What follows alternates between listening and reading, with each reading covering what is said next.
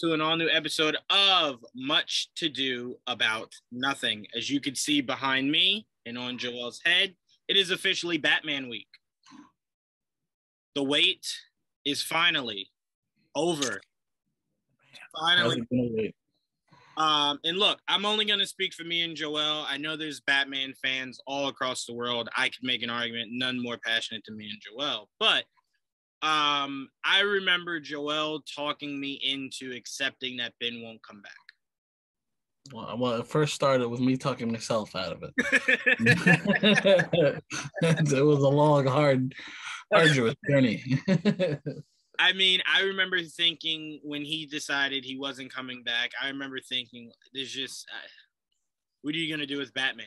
You know what I'm saying? I know we had so many ideas. I know the one we were really banking on at the time was John Hamm. I'm still watching Mad Men for like since 4 years ago. So I'm still sitting there like, man, what a mixed opportunity. Because I mean, it was such a seamless transition, around the same age, if not legit, probably like right there. And he was one of the guys before Ben got casted that was in the running, or at least talked about a lot. It was him and Josh Brolin, those two. And I didn't want Josh Brolin. I was more the John Hamm guy. Right. And then Ben Affleck came out of nowhere. I was like, holy looks like a gargoyle. But that's what made John Hamm so special was the idea that he wanted it. He wanted Batman after Ben, after the rumors that Ben wasn't coming back. I think there was like an interview John Hamm did that he was asked, and he was just, I'd fucking love to. No one's called me, but if they did, I would say yes in a heartbeat. Mm-hmm. And it was one of those things where it was just like, all right, damn, you didn't go for John Hamm. And then I remember when you told me it was between Robert Pattinson and Nicholas Hoult. I remember going, what the fuck? like, what? If you're making me choose, hell no, I don't want Nicholas Hoult, like under any circumstances. And I remember you going like, Juwaan, relax. Like, he's a good actor. You've seen him in superhero stuff before. He's not a bad actor. And I remember just going, but I don't look at his face and I could ever picture, like, there's not even the jawline that I liked. Nothing. Like, that's a guy I look at and I'm like, that's a Riddler. That's a fucking Riddler. 6 days from Sunday, right? And then when the Robert Pattinson thing started to get real, it was like, okay, obviously I know him from more things than just Twilight. So I'm like, okay, all right, let's see where they want to go with this. And then I'll never forget, bro, when that screen test dropped, and it was just like, what the fuck? Like, that's Batman. Like, he didn't say anything, he didn't do anything. The music and just the aura that you felt from that screen test was like, fuck, that's Batman. Like, what the fuck? So walk me through, Joel, because it's been a long journey for us to get to a point where we have a young Batman, right? Obviously, we're going year 2. A young Batman. Yes, again, because Christian Bale was a young Batman, absolutely. But we're there again, and we at least know from the comments Matt Reeves just said recently in interviews, he wants to build a bat universe. And that means a Robin. That means a Batgirl. That means possibly Batwoman, and so on and so forth and so forth. So how excited are you heading into tomorrow when we see this movie of what this Bat universe can be and the freaking journey we had to take to get here? Dude, it has been quite the journey. But it's I think a lot of the frustration came from the fact that, like, we had a Batman already. Yep. Everything was set. He was going to be Batman. He was going to do his own movie, and we were going to go from there. Right. And then it was just like all hell broke loose. And it's like, once he decided he's not coming back, and it took 4 years before he admitted it in person. But we already heard for a while that he wasn't. And it took, of the 4 years, I think 2 years it took me to get over it. That part hurt. That was a really dark time to be a DC fan in general. But as a Batman fan, like we haven't had a Batman solo movie since like the Dark Knight trilogy, and he did such a great job in BVS and Justice League, even though that version of Justice League that we saw at the time was not give him credit, I mean, for what he actually did in the Justice League movie. But regardless of what we felt about those movies, him as Batman was not the problem. All right. So it was sad to see that never really materialized as a solo movie. But after I found out he wasn't coming back, I made peace with it. And then like I remember for the longest time, you in my opinion, you just replace it, recast. Start over. That's just how it should have been done. I don't understand the difficulty with that, but especially Joel, just really quickly, especially when you're essentially showing us how easy it is. You're legit doing a Flashpoint movie where you're taking one Batman out and putting one Batman in, and you're trying. And this Batman is older. Yeah, or supposed, obviously, realistically, is older than Ben. Right. But this Batman seems a little bit more towards his end than we know Ben was, right? Right. So it's like, well, if you're doing that and you can make him older, why the fuck couldn't you just make him younger? Right. I mean, you're doing a new Batman, just do a new Batman. Like, right. But I think what happened there is that they got in the director. He was already on his way out, and the director's like, I want to just do me. He's a good director. He's like, I don't want to connect to shit. I just want to do a really good Batman movie. This is my idea. Let's do this. But I don't. Like, I just want to do this. You see what I'm saying? Or else I'm out. Like you get someone else to play, with the rest of your toys. No, fuck it. Just look, do you?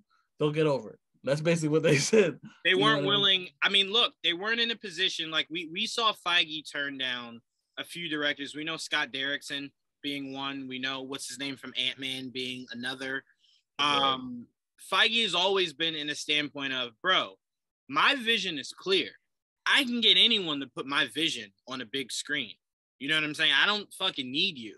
But Warner Brothers was in a position where they were just like, well, they didn't really like the last couple movies we did. So maybe we do let the directors do what they want, and maybe they could generate better movies. And look, as much as we disagree with it, the score that this movie got day one, it kind of seems like it panned out well for them to say, you know what? Fuck it. Let's go director. Do you? Go right director. We'll figure out the rest. Right. They're not gonna like it, but you know what? Like we have multiverse. They don't know it yet, but that's gonna mean a lot. Oh God! And so many years later, like, what the fuck are they doing? It's funny because, like, even heading into this movie, knowing how much we're excited for it, it will always feel like, damn, because. My biggest issue is if this movie is as great as everyone's saying it is, right? It'll only further upset me that he can't interact with the other toys that I have in my toy chest. And that's what, because like if this is one of those movies where it was like, all right, it was good, it was solid, no problem, whatever. Then I'd be like, okay, whatever. It wasn't the greatest thing ever. But people are hyping this shit as like one of the great, not just Batman, one of the greatest fucking comic book movies ever. So it's like, well, goddamn, if he's that good, why wouldn't I want him to interact with my Wonder Woman, my Flash, my Aquaman? Yeah, why would you want this beautiful thing not to be part of your? It's not what they do. He didn't, and they're just doing like, fine, do you? We don't want to lose you. We like want a good movie. Right. They wanted to combine it, obviously. The director didn't, Matt Reeves wanted his own thing. He wants to create his own Bat universe within his fine. But like but on the other hand, they're like, that's cool, but we also need a Batman on this side. We can't do one, like it just doesn't make sense. How do we solve this? Recast it. They did Michael Keaton. They're like, oh well, look, this will go over. It's gonna be a little more than 50-50. People are gonna love this. Let's go with that. So like, all right, so that's how that worked out. But we're not here to talk about that. We're talking about the Batman specifically. Then it was officially announced, I think, at the last fandom, not this one that passed, the one before that, that this movie will stand alone. Officially, like, this is not connecting to nothing in the DCU. It's its own entity, very similar to the Joker being its own thing. You know what I mean? So it's its own Earth 2, if you want to call it, whatever. But it is weirdly where it differentiates from the Joker is it is a world builder. So that's what makes it own. It builds its own world, though. Right. But that's, you know what? Like, looking at it from that point of view, Joel, I can kind of respect it in the sense of this, right? So we obviously know, and this is all tying into the Batman, so I don't want you to think I'm going all over the place. So we're getting a Bat universe with this, right? So we'll get all the stories that we wanted to see Ben go through, right? Not all the stories, but we'll see the big names. We'll see the big names. So to me, I'm looking at it, I'm kind of like, you know what? Maybe, like, yes, would we like it done better? For sure. But maybe it's not a bad thing that we're seeing an almost retired Bruce Wayne concurrent to a newly active Bruce Wayne. I don't think it's a mistake that it's like that was done that way. Right. So we're seeing him live out the journeys as opposed to the other one who's pushing on to new journeys. Right. So it's like, you know what? Seeing that concurrent isn't horrible. You know what I'm saying? Mm-hmm. Yes. Would we like it like that? Is it connected? No. But if you want to look at it as like, oh, this is the past. You can look at it that way if you wanted to. Even though he has his own past, if it's Michael Keaton, you know what I mean? Yeah, yes, he does. But it does kind of give you, because it's like, you never have to, because I don't think we'll ever see Robert Pattinson go all the way through. And what I mean by that is, I think Robert Pattinson will do his 3 movies. I think he'll be in other spinoffs, and then that'll probably be the bulk at the end of it, what he does as Batman. Because by that time, Michael Keaton will be like, bitch, all right, unless I'm just showing up in movies to say, go here, go there, I'm fucking 90. Like, find someone else. I'm done. Right. So that's why I think it's going to be real interesting, because what's going to happen is you starting Keaton's world with Batgirl, right? And then you start in Pattinson's world, obviously, with just him. It's like, well, now you're making it to where you can't ever combine it, because you're already establishing a Batgirl, and there's rumors that you might establish a Dick Grayson in both universes. So right. I'm like, once you do that, whatever Reeves does with this universe, when he's done, that's it. There is no, all right, well, let's combine the pieces. You can't do that. You know what I'm saying? Right. The only thing you could do, I mean, that's if they want to. Depends on how this universe plays out. They can end this universe and just then, now it's all the Batman. You know what I mean? And go from there. Yeah. That's if they wanted from there. Right. You build from there. Right. And that'll be after Matt Reeves is like, all right, fine. I did my shit. You can do whatever you want. Like, I'm done. I didn't give you like 90 freaking Bat Family movies. You do what you want.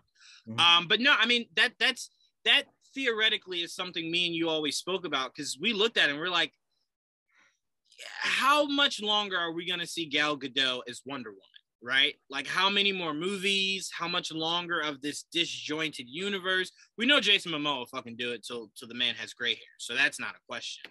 But knowing that they're already starting with a multiverse is like, well, you kind of leave it open to where it's like you could kind of just take the stragglers from the DCEU down the line and then just go, all right, well, they're here now. Flash did some shit. They're here now. This is final. There is no more going back and forth. This is all one Earth. You know what I'm saying? We got our Superman. We got our young Batman. That's like what, mid-30s, early 40s now. And we're going to move from there, So I'm like, it's going to be interesting to see how this shapes out. But like I said, if I fucking get Court of the Owls, I don't really give a fuck what happens. Like, that's really what I'm putting on my chips. Like, if I can get that. In regard, they're going to be very Batman-centric. You're going to get a lot of Batman-specific in this universe. You're going to get, hopefully, shit we haven't seen before. Right. Or different versions of shit we have seen before. You know what I mean? Mm-hmm. Like, we'll get Dick Grayson in this, and we'll probably get Dick Grayson in the other one. But one will be Nightwing, and this one will be Robin, and so it'll be more. And we'll get more than one movie with Robin. You know what I mean? And look, we could get what we've been waiting, what we thought Ben's Batman was going to deliver us, Under the Red Hood. That would, to me, you'd have to take your time with that. Oh no, not right away, because obviously we're just talking about just getting Dick Grayson. Right, that's what I mean. But I'm saying, as gritty as this world looks, it's perfect to murder a child with a crowbar. Like, this looks like the kind of dark, gritty world that you could see that play out in, as opposed to what DC's trying to do in the DCEU, where it's trying to get a little bit more lighthearted and not as dark all the time. So it's like, it's more likely a Robin will die in Matt Reeves' universe than this new DCEU universe. Yeah, at this point, he's very old and looks like Nightwing is active. We don't know if there's been another Robin like a Red Hood. We don't know yet. I mean, it's possible, but we'll see. It won't be anytime soon, because they're obviously trying to establish Barbara. So yeah, Batgirl's gonna be the focus. So it's like, right, you don't bring in a new Robin, and it's like, well, what the fuck? What am I? And it's like, oh yeah, whatever, Barbara. Yeah. You don't want to do that. But no, the scores are great. Everyone has spoken highly of this movie. It doesn't shock us. Even if people came out and said this is the worst movie ever, me and you were still very excited to see this movie. I call lies. No, well, for sure, 100%.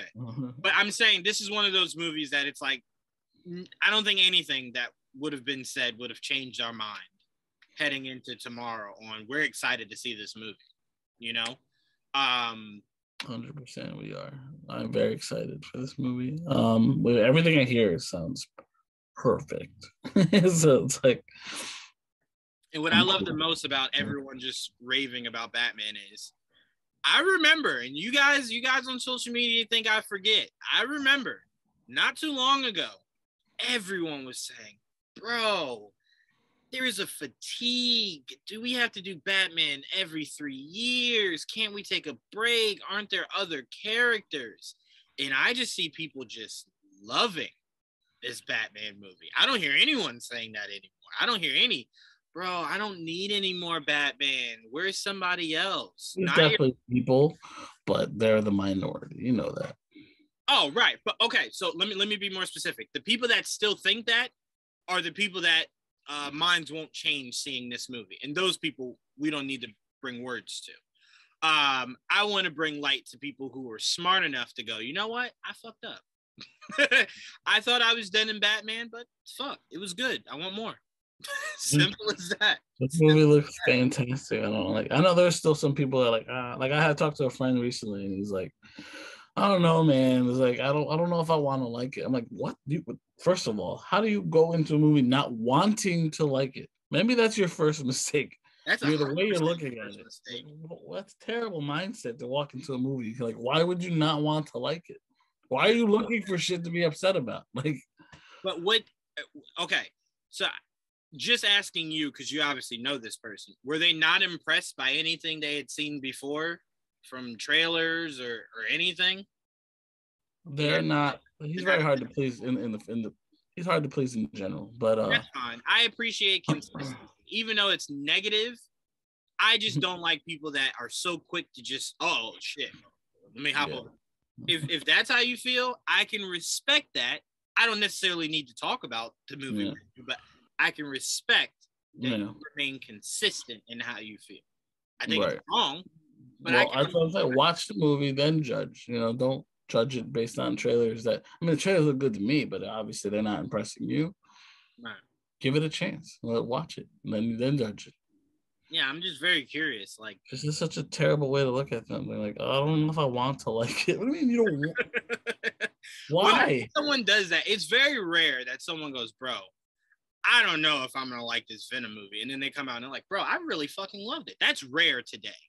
Today, usually they walk in like, I don't know if I'm going to like it. And then they just have that mindset that just won't allow them to like it. And like I said, to me, if you're not a big Batman fan, no problem. But just walk into this movie and allow yourself to like aspects of it, right? So you can come out and go, well, bro, you know what? I don't really fuck with Batman, but I love the story. I love the story. Catwoman was awesome. I love how he directed it. At least say that. If you thought it was the worst Batman movie ever, just try to find things that you maybe liked. And we're not going to go down this road, but I tell you this all the time. I think The Dark Knight is one of the best movies ever. I think it's well directed, well written. I just can't ever conceive it as a great Batman movie. But I'll never say it was a terrible movie. And that's me just being objective to how I feel as a Batman fan, as opposed to how the movie actually is. I can give the movie all the respect in the world. You know what I'm saying? It was great performances, top to bottom. I just never felt Batman. So I'm like, if you're going in like, I don't know if I can like it, just open yourself up to maybe just exploring liking maybe how it was written, how it was directed, the other characters. You know what I'm saying? Keep an open mind. That's all it is. Right. If you come out of this movie going, damn, I love Alfred the most, I'll take that. You know, as opposed to I hated everything. I'll take you loved Alfred, you know? So people, yeah. Some people are hard to please, you know, like I'm not one of those people, but but some people are just too hard-headed. They're like, Jesus Christ. Keep an open mind. I don't know. I'll never understand the comments of fatigue. That's what always bothers me. I'll never understand that. I'll never understand. Yeah, it's just like fatigue of seeing great characters. Like, yes, do me and you want to see Blue Beetle, Batgirl, Superboy, Superman, Aqualad, all these other characters? 1,000%. It's why we never go Peacemaker. Who wants to see that bullshit? No, we were very open to Peacemaker. Fuck yeah. Okay, what are you going to do? Me more than most. Right. But to me, I'm like, I don't understand. That's like someone offering you good shit and you going, no. What else do you have? I'm sorry. What? Can I give you the good shit? No. I'm growing tired of good shit. What's the other stuff you have? I feel like that I feel that way right now with it's very similar. There's a similar attitude with Wolverine. But I think a lot of it has to do with them fearing the idea of recasting Wolverine, and it translates to the comic books. And look, he was the focus of all those X-Men movies, and that's not his fault, but it's a moneymaker. It's like Batman; he's a popular character. So the idea that you're tired of Wolverine was the last time we saw Wolverine on the big screen. Was the last time we saw Wolverine in a costume ever. You know what I mean? Right. Like, there's a lot of things they've never done that they can do now that's different than what we had before. Right. You know, it's just there's a look, certain looks that they've never hit that they can do now. That's different. So at least it feels different. Right. And I love the character of Wolverine. So for me, it's very much I'll never be tired of it. The idea that you're tired of my ass. It's like being tired of Batman. Or Spider-Man. Who the fuck is really tired? I'm not tired. Are you serious? But see, that's the argument I always get in with my dad because it always frustrates me to where he's like, all right, we've seen it. And I'm like, bro, no, you have to stop saying that. We've seen 3 different interpretations of Spider-Man and not one of them are the same as what came before. They're all different. This Tom Holland Spider-Man is drastically different because it has keys to cars that the other ones didn't have keys to. So I'm like, that's what makes it different. Not only to mention, we got villains we've never seen. Well, that was my biggest fight with people saying that, he's too dependent on everybody. I'm like, because he has people now. We've never seen him have other people. It's always been him by himself. All we know is him by himself. Right. That's why they're showing off. Like, he's in the universe now. Right. That'd be like, we get it. Solo Spider-Man. I love that too. But like, come on, you got to show off that you're in the universe now. Stop being a dick. That'd be like someone going, bro, I just saw the original X-Men movies. Bro, why was Wolverine with the X-Men so much? I'm just so used to him being alone. Bitch, he is part of the X-Men. You're going to see him with the X-Men. Spider-Man is an Avenger. You're going to see him interacting with other Avengers. I didn't see anybody come out of Ant-Man and go, bro, Falcon was in this shit. Well, who needed that shit? Ant-Man can't do it himself. Like, bro, he saved the day himself. Because no one cares. That's the difference. Right, exactly. And I'm just like, sometimes when people just want to be upset, they will find a loophole to be upset. Look, and it's like, look, those 3 characters specifically, which happen to be my 3 favorite characters, are very popular. Yes. Spider-Man, Batman, and Wolverine will always get the shine because they're the most popular characters. So it is what it is. Like, I know your favorite character probably doesn't get that shine, and I understand that hurt. I get it. I hear the bitching constantly, and I see it on Twitter. I get it. Trust me, I understand it. I don't get it in the regard, because those are my favorite characters. I understand that I am spoiled in that regard. You know what I mean? But look, we've seen over the last 13 years that's not a mentality to have of, well, if you're putting so much focus on Batman and Spider-Man and Wolverine, no one else gets to shine. It's like, bro, Spider-Man's in the MCU and they've made Iron Man feel as though he could walk the same fucking room as Batman. So clearly that's not true. Guardians are a household name. You know, clearly Marvel has wiped that out of existence. Marvel specifically, yes, they have. They took C-list characters, B-list characters, and made them A-list characters. You know what I mean? So that's impressive to do that. Mm-hmm. And that's why they get their rightful shine. DC did not do that for the longest time. They talk about, you know, milking the cow. They milk the cow all the time. All the time, just like Sony does with Spider-Man. So Warner Brothers is the same thing with Batman. But look, Warner Brothers just proved just this year, well, end of last year and beginning of this year, that's baloney. Who the fuck knew who Peacemaker was, Joel?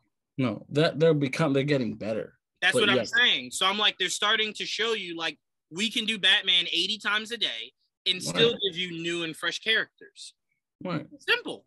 Yeah. Simple. And don't bitch when you get the fucking Wonder Twins, because they're new and different. And you might like it in the end, right? Right. Exactly. So to me, it's the idea of, it's not a Batman problem they have.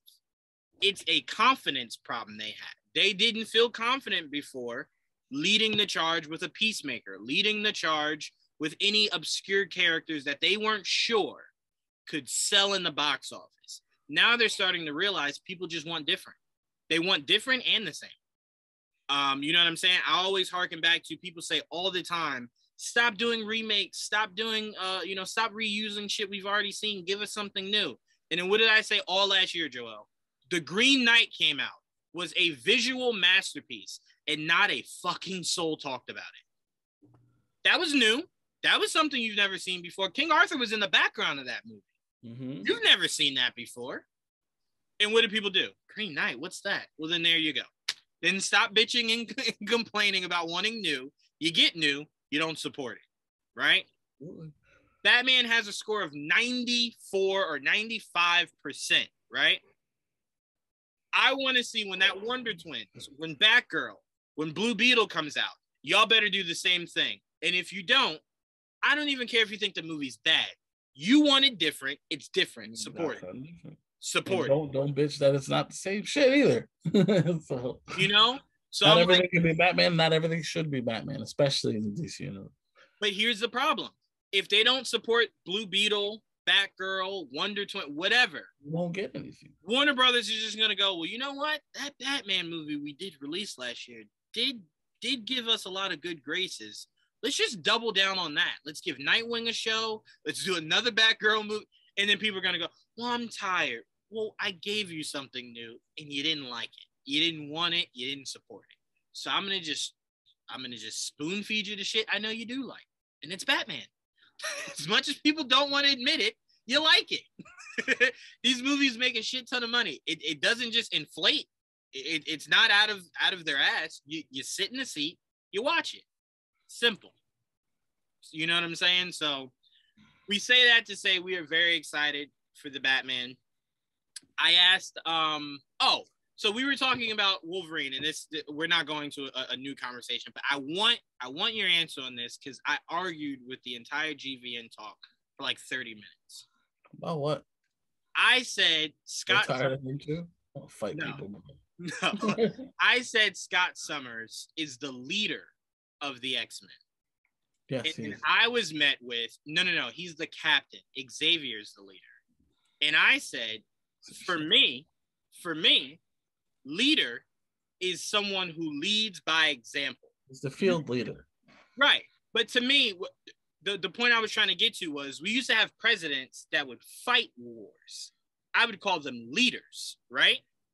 Those are the guys that are saying, look, you guys are fighting for your life. I'm right here with you. To me, Xavier wouldn't always go on missions. Scott. No, he doesn't. Right. So I'm like, That's what I'm saying. So I'm like, bro, how is Scott not the leader? That's the guy. He's the leader, like Leonardo is the leader. But obviously the leader is Splinter. Splinter is the head of the household. But he's not the field leader. Like he's dubbed Leo the leader. The same thing with Cyclops. Cyclops is Xavier's like right hand. Right. And like Storm. It's usually Storm in Cyclops. Right. So that's and I ended it by saying, look, we just have different interpretations on the word leader. And I'm like, you go to Tom Brady and tell him he's a fucking captain. You're a captain of Tom Brady. It's the same shit. It's like, yes, Tom Brady is the captain of the football team, right? Or offense, because there's like 8 captains. Right. But if you think about Tom Brady's the captain, but so is Bill Belichick. Bill Belichick is the brain. You know what I mean? But he's not on the field. Right. So who's the guy? It's exactly the same thing. That's all I'm saying. To me, it has to be the guy that's on the front lines with you. It can't be the guy that's just like, hey, all right, so I just got a sensation. Go here, here, and here. And it's like, all right, that's it. I'm not going with you. Like, the fuck I look like. You go do it. It's like, well, if you're not here, then yeah. The relationship is different than that of like the Avengers of the Justice League, where the captain or the leader is on the field with them. Like Superman's the leader, or Batman's the leader, Cap is the leader, or Iron Man's the leader. They're on there with them. There's no like head of at the base. It's different. Right. I completely agree. They have their father figure, basically. You know what I mean? I just needed to hear you say that, because I'm like, they were making me feel like I was saying like some fucking gibberish. Because they're making it a singular thing, and it doesn't have to be. Right. Gotcha. Was there anything else you wanted to talk about for the Batman? I'm not. I mean, I don't know. I just want to see it at this point. I don't really know. Everything, like I said, everything I hear, there's been like the reviews dropped today, so it's all over the place. It's easier to talk about it after we've seen the movie, to like break down. All right, this is what happened. This is what we're going through. This is where we're going. This is where we're headed. This is what I'd like to see.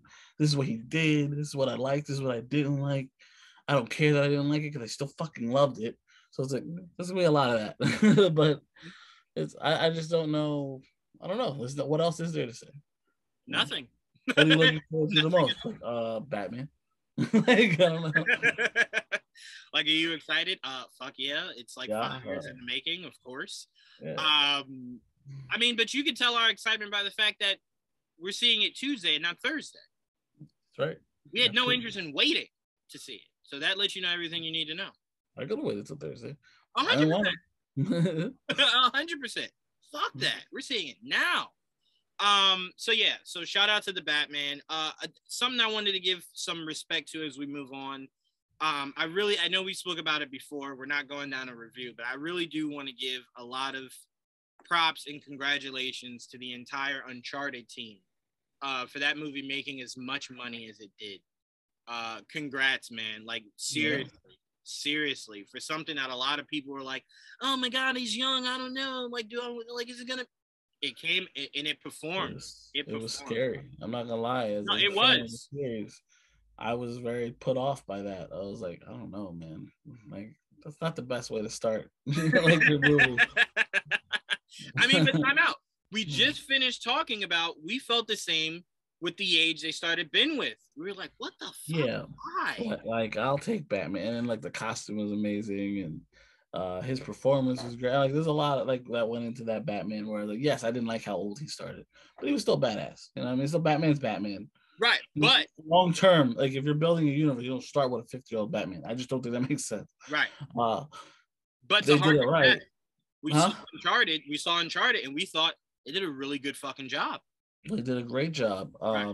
Even though the characters, like, especially like the one that really, the one that stood out the most is obviously Sully, because he didn't look like Sully throughout most of the movie. Never really felt like Sully either. Like, he felt like, and again, this is because we're going before, and I was telling Jamie, because she hasn't seen it yet, and I was saying, wait till you see it, because when they tell you how old they don't outright, but when they give you the context clues on how old he is, it makes it feel better, because it's not like he's a 16-year-old. You know what I'm saying? Once you find out his age, you're like, well, you're not far from the age that you were in the first game that we got. You're not that far off from it. Right. You know, they only made it this way. He just looks very young, too. That doesn't help. That's the biggest issue, is how young he looks. But I'm like, they did that for longevity. so that he can ride well into his 30s playing this role. Yeah. So they have a franchise. He was great. And yeah, he's definitely older than he looks. And that's real life too. He's actually older than he looks. Sadly, he just has a young look to him. And it doesn't help that he's been playing a teenager for like the last couple of years in Spider-Man. So for him to be now playing, I'm in my 20s. I'm really in my 20s. I'm not. That's not no bullshit. He really is. But he doesn't look as old as Nate. Looks like a full-grown man 100%. When you meet him. You know what I mean? Yep. And Tom Holland looks like a child still. You know what I mean? That's the only difference. And then don't get me wrong, he did put on some muscle for the role. You can see it if you watch the movie. You can see he added some weight. It was like, God damn, Tom! He didn't put on like fucking Sully weight, like fucking this fucking guy was jacked. Like, Jesus Christ. But that's Marky Mark. You know, he's in good shape all the time. Yeah, it's gonna be hard we're gonna get a fit Sully this entire time. We're never gonna get like, oh, he let himself. It's not like Sully wasn't like a slob or anything. No, not at all. But he was old, so he had like an old man's body. Right. But we'll never see Mark Wahlberg without that around. Even I don't think Wahlberg is 50. Is that like people forget? Yeah, I don't think Mark Wahlberg is that much of a method actor. Like more what Marissa Tomei. She's old. Like when you look at her, how old is she? She's pretty old. You're like, no way. She just doesn't look it. But she's old. Just same thing with Marky Mark. You can't tell. Right. But what I appreciated about the MCU's Aunt May is they never went for the wrinkles. They never went for the gray streaks. Just like, bro, she's just like she looks like a young hot aunt. Simple. Yeah. That's it. You know what I'm saying? So I think they're gonna go the route of, look, he's Mark fucking Wahlberg. He's attractive. We're gonna ride him. Like we're not just gonna tell him not to dye his hair if it starts to come out white. You know, right. Don't dye your hair. Grow the mustache. We'll throw on a fucking wine shirt. That little caterpillar he had was a work in progress. It needs to get thicker. It needs to get thicker. It will, because we've seen him thicker. We like behind the scenes, you saw it was thicker, but that's probably after the fact. You know what I mean? So I'm like, okay, as long as it gets thicker, I have no problem with that. But I just wanted to give a shout out because I'm very proud of what that movie was able to accomplish. And the reason why I wanted to highlight that is, bro, Sonic comes out in between Batman and Doctor Strange. I'll be there. This is no, but this is going to be a very strong test for movies like that in between two massive, giant, colossus fucking beings. Because I always said, all right, Batman comes out beginning of March and is going to ride out all the way through, right? There's nothing else major that comes out in March that has to compete with it. But if you're Sonic, the first movie in the month of April is fucking Morbius. And I'm not saying Morbius is some like giant competition, but it's gonna make money. Especially if there's anything connected in that movie that gets out by word of mouth, people spoiling shit. People are going to want to go see it to see what the shit is. So if you're Sonic, if I was Sonic, what do you know the day it comes out? Sonic? Yeah. I'll look it up. Sonic. I would hope that it's closer to the beginning of the month. So it gives itself all the time it needs of April before May hits. And then it's just like, fuck. April 8th. Oh, perfect. Then yes, perfect. Morbius will be only slight competition because children won't go see Morbius, but they'll damn sure go see Sonic. So that's where Sonic's going to make up a bulk of its fucking money. So a week in between Morbius and Sonic. Right. And that's to me, if I was Sony, that's exactly what I would want it to be. Because Morbius isn't like game-changing competition, but it is competition nonetheless. Yeah. It's definitely competition, but it's not like a Batman or Doctor Strange. You know, not at all. You know what I would actually hearken it to? And this is obviously on a different level, but I would hearken it to when Solo came out the same time as Deadpool 2. To where neither one of those cancel each other out. Not necessarily. The same is competition. You know it did wipe both of them out? Fucking Spider-Man that came out around the same time. So that's what the Batman and Doctor Strange will be for those two movies. But as far as competition for each other, won't be anything too drastic. Like if you're Sony, you won't miss out on billions because Sonic came out, and same thing for Sonic. So, so shout out to Uncharted. Speaking of Morbius. We got the final trailer today. Morbius. Yes. Excuse me. Yes, we did. It was I mean, they gave us look when they put Michael Keaton in the first trailer. I was like, okay, that's bold, right? But you want to get butts in seats so we feel like it's connected, right? Now that we know it's not necessarily connected, the fact that they're doubling down on it makes me even more curious. like they could have just not put it in this last trailer at all. Kind of like, all right, you guys know he's in it, no problem. Let's focus on Morbius. You double down on it, so now I'm kind of like, well, I'm really fucking perplexed. That's what the one is thing his role? That's the one thing that has me fucking confused. It's like, why? Because I'm like, look, we can't even go the route of like, oh, it's an alternative Vulture, right? Like it's another universe's Vulture. We can't even go that route because it's like that's too neat to say that this universe's Vulture is in prison, that universe's Vulture is in prison. That's just too neat. So I'm just curious, is this closing a loop? Like, does this movie happen before the events of No Way Home? You know what I'm saying? And it's just closing off because remember, this was supposed to be out forever ago. My only issue with that is that he apparently knows him. Well, at least it seems like he knows him. Oh no, he definitely knows him from the dialogue of the commercial. He for sure knows him. But that's what I don't know, man. That's my only thing. And solving that riddle is my only form of importance when it comes to that movie. Like, it looks good. I told you a lot of what I saw looks very accurate to that first Morbius comic. So I'm happy, right? I'm already happy just off of the how authentic it is. I know a lot of people talking shit about it, like online. I mean, they're just people that don't want to see that succeed. I don't understand why. I don't think it's fair because it does look, to me, it looks good. Like, it really does. So I don't understand the mindset of not wanting it to succeed. Like, what do you gain from that? I don't know. You know how people are. When people hate, they usually hate hard. And that's I think that's what's going on with the Sony universe in general. They just hate that exists. So they're just gonna hate everything that comes out of it. That's fair. And that's really what it comes down to, in my opinion, with it. And so they're gonna just nitpick everything about this movie. And I think the trailers have been fun. They look good. It actually looks really entertaining. So will the movie be good? I have no idea. We'll see. Right. But I wish it the best because, I don't wish movies to do bad. I mean, my mindset is just do what Venom and Venom 2 did. Be entertaining. That's all. That's if you're entertaining, I can give you an A+. I 100% can. I 100% can. But all right. So we did get from Patrick Stewart. He told us what we've already known. He confirms he will return as Professor X in Multiverse of Madness and was shocked that fans noticed him just by his shoulder and earlobe. Patrick. That's not what it was, Patrick. Yeah, I was going to say, you must not have seen the trailer because it was your voice that made us stand up long before your head popped up in that. Because you could easily play it on. I don't know. There was not enough there. It was an earlobe, like you said, in the back of his head, and it was like the side of the back. It could be anybody. I'm like, James McAvoy went bald for the. Yeah, exactly. I'm like, it could have been his big ass head. Yeah, but you speaking is what it's like. Well, come on. That's pretty obvious. Like that's like Michael. Sound like me. I'm like, well, you also never sound like you never. You don't know what you sound like, like normally. Right. I mean, yourself on video.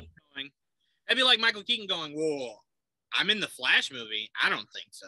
Did you guys see me?" It's like, Michael, you were narrating the trailer. Like, what are we talking about right now? You sure it was me? Yeah. If it's not, whoever that is that's voicing you, give them an Oscar now because that's fucking spot on. Just like you. Right. Like he sounds like he jumped in your body and then was just speaking as you. So yeah, Patrick, I get it. It's the Marvel rule. You don't say anything without permission. Understood. But you weren't fooling anyone. And we can bring this into this other topic of Andrew Garfield saying, as far as he knows, he's done with Spider-Man. There's nothing else Spider-Man that's coming his way. And he goes, look, I know. I will never be the guy who cried wolf. I know. You guys will never believe me again. And as long as he understands that, no problem. Just as long as he understands everything he says to us will be bullshit, he'll prove them otherwise. Right. so you know what I'm saying? Like someone who could really say that. Like if Hugh Jackman was doing a movie and they were like, "Are you in Doctor Strange Multiverse of Madness?" And he said no, we would believe him. Why? He hasn't given us any other reason to think he's Why in. does yeah? Now he's right. Guy we know of, right? Right. So it's like, yeah, I believe you. Sure. Fuck. If Tom Cruise came out and said I'm not in this movie, I'd believe him. You know what I'm saying? Okay, sure, no problem. All right. I'm hoping. How's no one asked him yet? He's like, I don't know anything about that. I think he hasn't really done press much in his what's the fucking fighter pilot movie? Top Gun. Fuck. Top Gun. Yes, thank you. Top Gun I think comes out later in the year, and obviously Mission Impossible is way later. So I think Doctor Strange will come out before he actually needs to do any kind of press. That's a good point. That should have came out, but you're right. It got pushed back. So if you're Tom, you're just at home like, I'm not answering phone calls. I'm not going out in public. You can't catch me. Yeah, no, you can't force me to talk. Oh my God, it's funny because Doctor Strange comes out May 6th. Maverick comes out the 27th.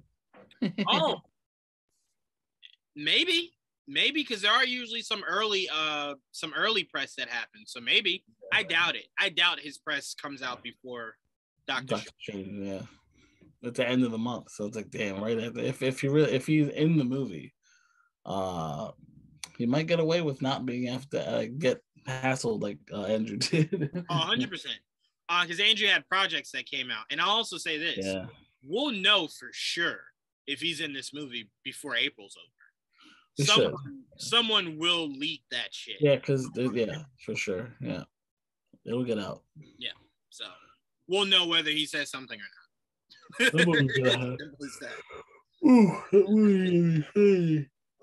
Oh, okay. So this is for you, Joel. And I don't mean for you like I'm not interested. I mean for you because I know how much you love Michael Keaton.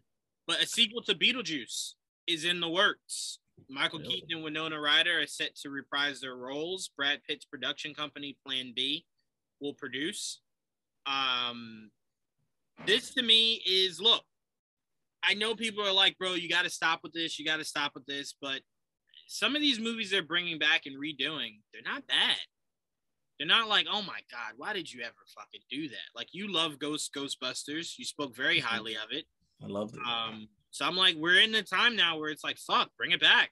You know what I'm saying? If you can do it and do it right, bring it back. And bringing back Keaton and Winona Ryder, to me, is already putting you in A+ category. You know what I'm saying? They were the leads of the last movie. The others, they're still alive. You can use them, but they're ghosts. They shouldn't age. So you don't use the parents anymore. Winona Ryder's character would be, she was alive, so she would age. And then Keaton was always in makeup. You'll never know that he's old. You know what I mean? So it could still work. It really could. So if they're gonna do it, I loved Beetlejuice as a kid, so bring it on. Check. I've only seen Beetlejuice like twice. One when I was young, and then another when I got like a little older, and that was it. It was just one of those movies that I'm like, I saw it, I enjoyed it, but it was never something like I don't ever see it come on TV either. So like I never really have reasons to ever like. I just like a cartoon. Cartoon was fun too. I don't see the cartoon anywhere either. They had sandworms in that movie, very similar to Dude. Really? Yeah. He was scared of them. I remember that. I'm very excited for Michael Keaton, bro. Look, he has his Oscar, so now just go for the money grab. Fuck it. Like, you got your Oscar, now just have fun with life. That's it. Simple as that. Back as Batman, back as Beetlejuice. He's like, 80s have been good to me again. Right? Like, all right now. Like, who can say that they could just live off of the 80s, right? Who can safely say that? Fucking Batman. Well, Tom Cruise, I guess, too. Top Gun Maverick. Let's talk about aging. That is very true. And he only looks like he looks like from that movie to this movie, he only aged 10 years. It's only been a 10-year gap. You could lie and say it was. Right? You could fool some kids like, bro, Top Gun came out in like the 90s, right? And it's like the 90s. No fucking way. And it's like, no, it didn't. But look, Tom Cruise looks young enough. You can pass it. All right, so we got Chris Hemsworth is going to be the villain in Furiosa, starring Anya Taylor-Joy. Mm-hmm. I'm excited for that. I really am. I want to be. I'll tell you why I'm excited before you say that. This is why I'm excited. And this is no slight to Chris Hemsworth at all. So just hear me out. In the Mad Max movie with Tom Hardy, it wasn't dialogue driven, right? It was visual driven. So I'm like, it's not even like Chris needs to do much. You know what I'm saying? The fucking villain in that movie didn't really do anything. So I'm like, you got a pretty face to go with another pretty face. And all you have to do is just live up to it visually. That's really all these movies really are, is the visuals.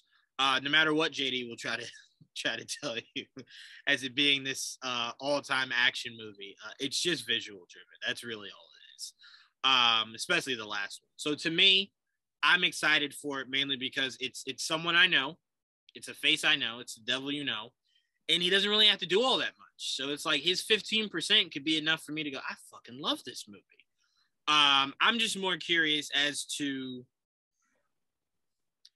how much I enjoy this movie, knowing that you could have done a Furiosa movie with Charlize Theron. You decided to make a prequel. So I'm like, well, now it's the pressure of, well, this movie has to be good. Not great, not phenomenal. It just has to be good. To explain the fact that you could have just used Charlize Theron. Like, we wanted to see more of her. And you're just like, younger.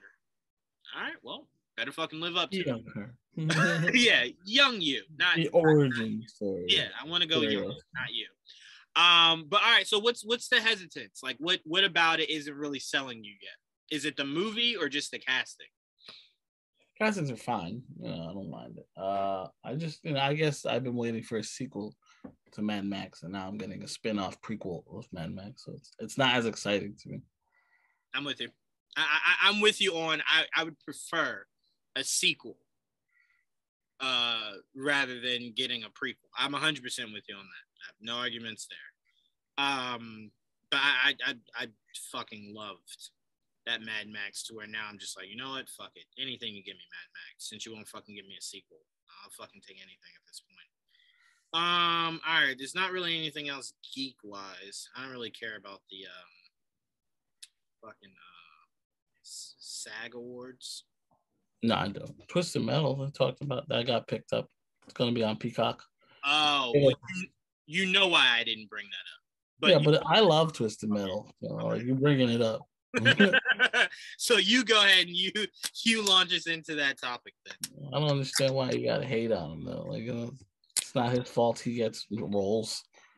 No, it's his fault that he is shitty in the roles he gets. He's not shitty, or else he wouldn't get roles. Like, we know that is not a fucking fact. You know that is true. Not in Hollywood. Obviously, absolutely. Your opinion on his work is not the same as talent agents. Bro, his two shows, his two biggest things on Netflix, both were failures. It's Netflix. What does that mean? That means that's where you can fail there and no one cares. Okay, you know what? I won't argue that. As long as we're equating it to it was a failure, but no one cares. I can accept that. No problem. Yeah, no one cares. You think a lot of people make fucking shitty movies on Netflix. Just be real. But that's fair. Not what? Not good actors, but that's fair. That's because you have good actors have shitty movies. It happens all the time. Some of them, especially ones where they're just over it. I'm not familiar with Twisted. Was it Twisted Metal? Twisted Metal. Don't act like you're like a 7-year-old. What is this thing with metal? It's twisted. I don't. Yeah, You're like 20 years old, Juwaan. Are you serious? I don't know Twisted Metal. Do you want me to lie? No, just act like you're like an old man. You're a young man that is not has not experienced enough of the world. There you go. But that should make it even more plausible. I mean, you know me, and you know that I don't have a wide knowledge and a whole bunch of shit. I don't know. So walk me through Twisted Metal. What is something about Twisted Metal that that really kind of excited you enough to where you're excited for this project? It's a shooter, but it's a shooter with cars and different types of cars. And it's basically I want to say open world, but it's like a map. You get a full map, and you pick your fucking car, and every car had a special ability. Everyone could shoot, and there's different. You ever seen? Oh my god, there's a movie that's similar to it, but it's more of a race. That one with Jason Statham. Yeah, Death Race. Death Race, basically a ripoff of Twisted Metal.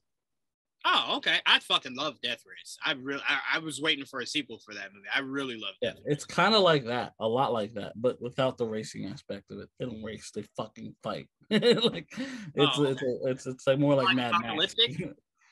Huh? Is it apocalyptic? Technically it is, because once the tournament or whatever the fuck thing starts, the world is like crumbling and shit. You're like, but you're all over the world, so like there's so many different types of maps. Sometimes it doesn't feel like it's post-apocalyptic because you think post-apocalyptic, you think desert. You know what I mean? Not necessarily. It's all over the world, so you're in different types of maps, different countries. There's a lot of different types of vehicles. The most popular character is obviously Sweet Tooth. You probably recognize Sweet Tooth, and you don't know the game. He's the killer clown with the ice cream truck, right? Yes. Very recognizable. The fiery head. I do know that. Literally is a serial killer. So he's like. Is that who he's playing? No, he's not playing.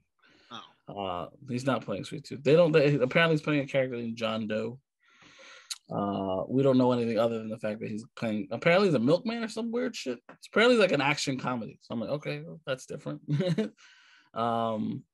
So we'll see how that works out. And what vehicle he actually, because to me it's more about the vehicle he chooses. Because there's interesting characters, but you rarely see them. They're always in their vehicle. And every game is a series of vehicles. Like my favorite vehicle is probably Spectre, because it's like a ghost car, basically. So it's usually the person that died comes back, possesses that car. And like the first game, every car is different. But like, I remember the first game, I think it was a Mustang.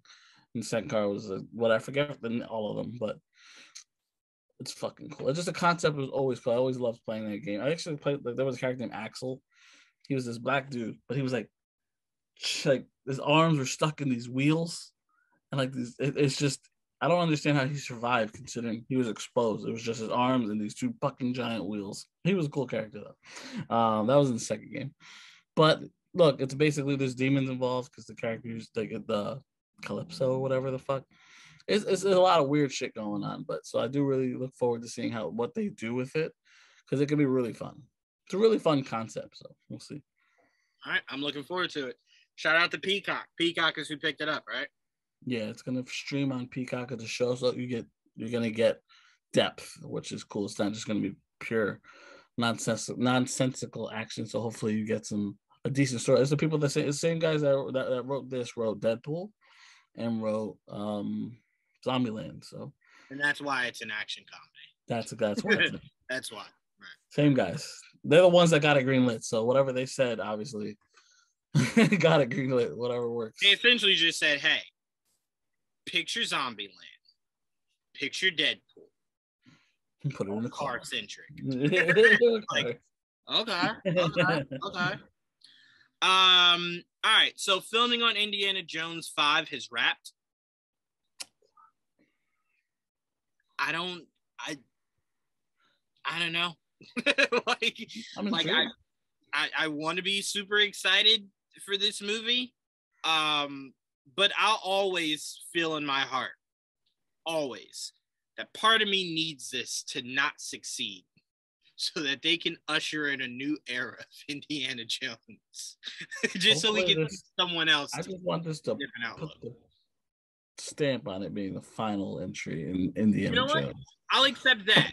But I feel like, Joel, we both know, as long as that man breathes, he will try his hardest to always be Indiana Jones.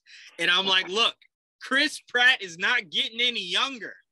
Give him the keys and let's just do a new Indiana Jones. That's it. You guys have had Indiana Jones fucking forever. It's time for a new generation to get a new look at a new Indiana Jones. Sorry, I don't know why that was so difficult. I don't disagree. I love me some treasure hunting. You know what I mean? Right. So he was the original, in my opinion. So I always have a special connection to Indiana Jones. So they want to go young eventually in the future. Cool. I do look forward to seeing what this movie looks like, because I'm like, what? How is he moving? Look, Crystal Skull was a stretch, and he was. And I know people hate that movie, but I enjoyed that movie a lot, bro. I really did. I really truly did. Yeah. So look, you know what? I take back what I said. I'm with Joel. Instead of it being a disaster and you choosing to just reboot it, I'd rather you just create this as a final goodbye. Yeah, it's a farewell. You know, and in the future you want to reboot it with a younger character, by all means, fucking do it. Right. We talked about this before, but I just wanted to highlight the exact quote because the way Matt Reeves said this is pretty fucking hilarious. So Matt Reeves says, while it's not impossible for his Batverse to connect down the line and introduce other DC characters such as Superman one day, he has no interest at the time or with any follow-ups at the moment. What I love about that quote is that's Matt Reeves' very nice way of saying, you won't see me put a motherfucker in my universe. That would have to be them forcing it into my universe. But I won't happily just place a Superman in here. Right. No, won't happen on my watch. That was essentially what he was saying. Like, no. They're not invited to my party. But if they show up, just know they weren't invited. Like, just don't ask me in an interview how I feel about it because I didn't invite them. This was forced. Right. So I just wanted to read the exact quote because I fucking think that's hilarious. I fucking love that. All right, before we get to sports, let me see if there's anything else big. If you think of anything else, let me know. Good point. I do want to give another shout out to Dakota for that Batman edit that he dropped for us, man. We got a lot of really cool feedback. And it on Twitter, it had 735 views. Nice. That was pretty fucking awesome. So shout out to you, Dakota. Apparently Titan season 4 has begun filming. Cool. Really? I didn't even see that. I've really been off of social media all day today. I didn't even see that. Collider posted it. Well, apparently I think Instagram gave it away though. Someone involved. Like, oh, we back. Like, oh, wow. Right. I know Doom Patrol started too recently, like a couple days ago. So. And I will say, as much as it's a long shot, it is possible both those shows could air at the end of this year. But go ahead. Yeah, especially because they're filming around the same time. Right. But there was rumors of a possible casting for Casey Brink in Doom Patrol, and that is dope because that's the version of the Doom Patrol I'm very excited to see come to life. What? Oh, didn't they show that in the first season? The original Doom Patrol team? No. I thought they did. When they that was when we first saw the Buckethead. Buckethead. Yeah, when they went. Remember when they went back to the old house? You're thinking of like Mento and them. Yes, no, they're not original Doom Patrol. This is the newer comics, the animal print ones. Oh, okay. This is this Casey Brink. I think it's her name, Casey Brink. She's created by the ambulance. What's his name? I have the character in my head because I remember the episode. Yeah, because they made him they finally made him an ambulance. I was like, yes, we're getting this much closer to that version of Doom Patrol. He's very excited. But yeah, he creates that character. That's like his human, almost like how he interacts. Like, because you don't really talk to him unless he how he talks.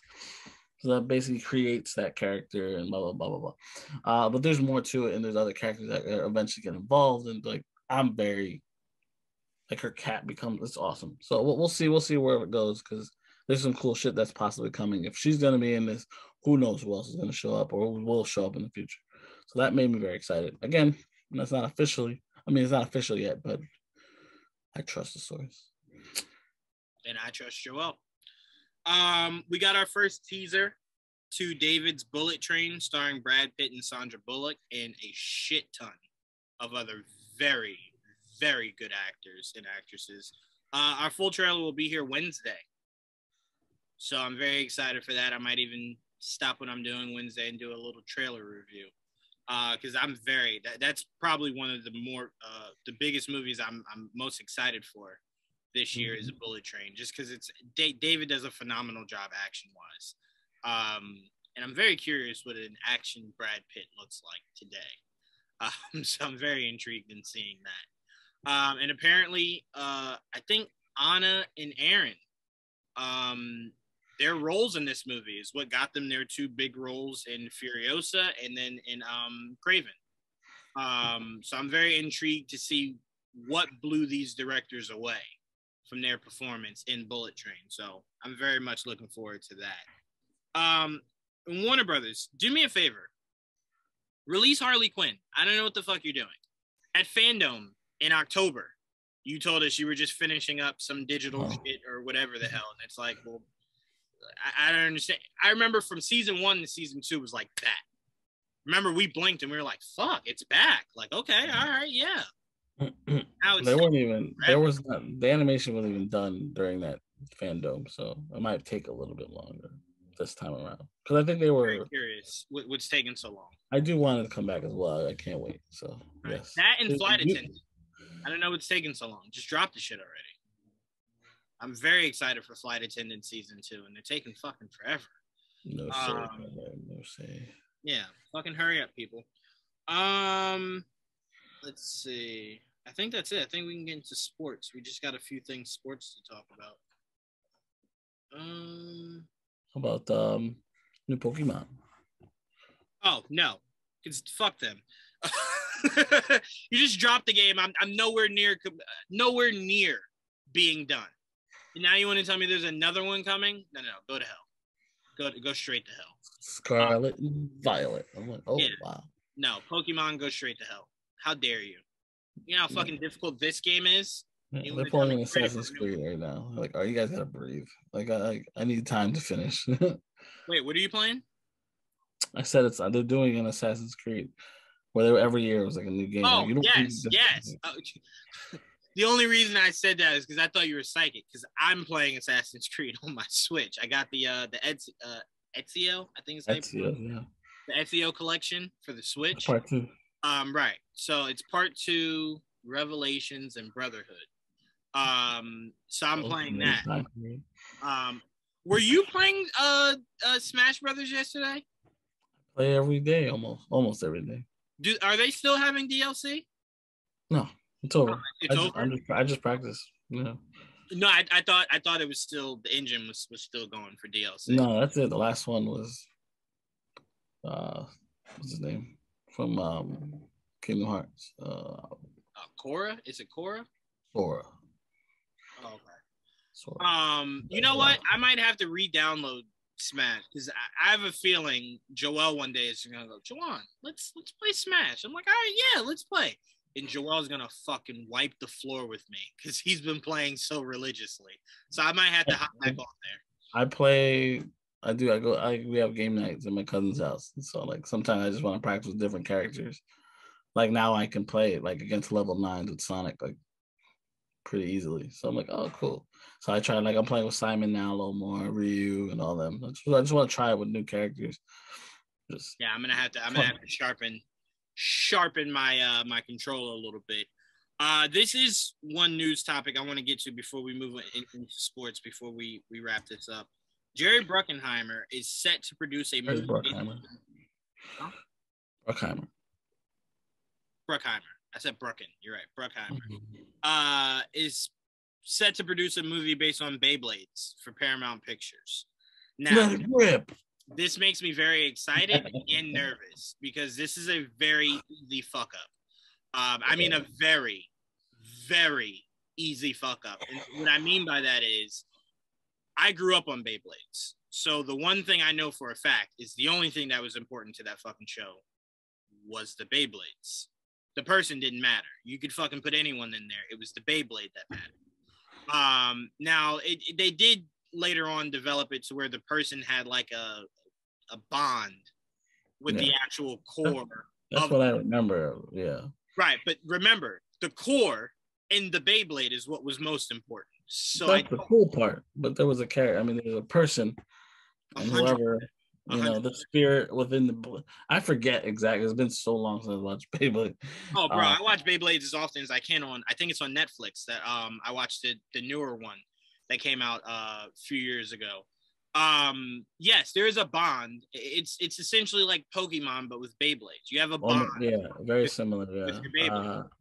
I can't. I don't even remember what they look like. Like I don't. I remember. Remember a tiger. Remember a tiger? There was a tiger, right? Yes, 100%.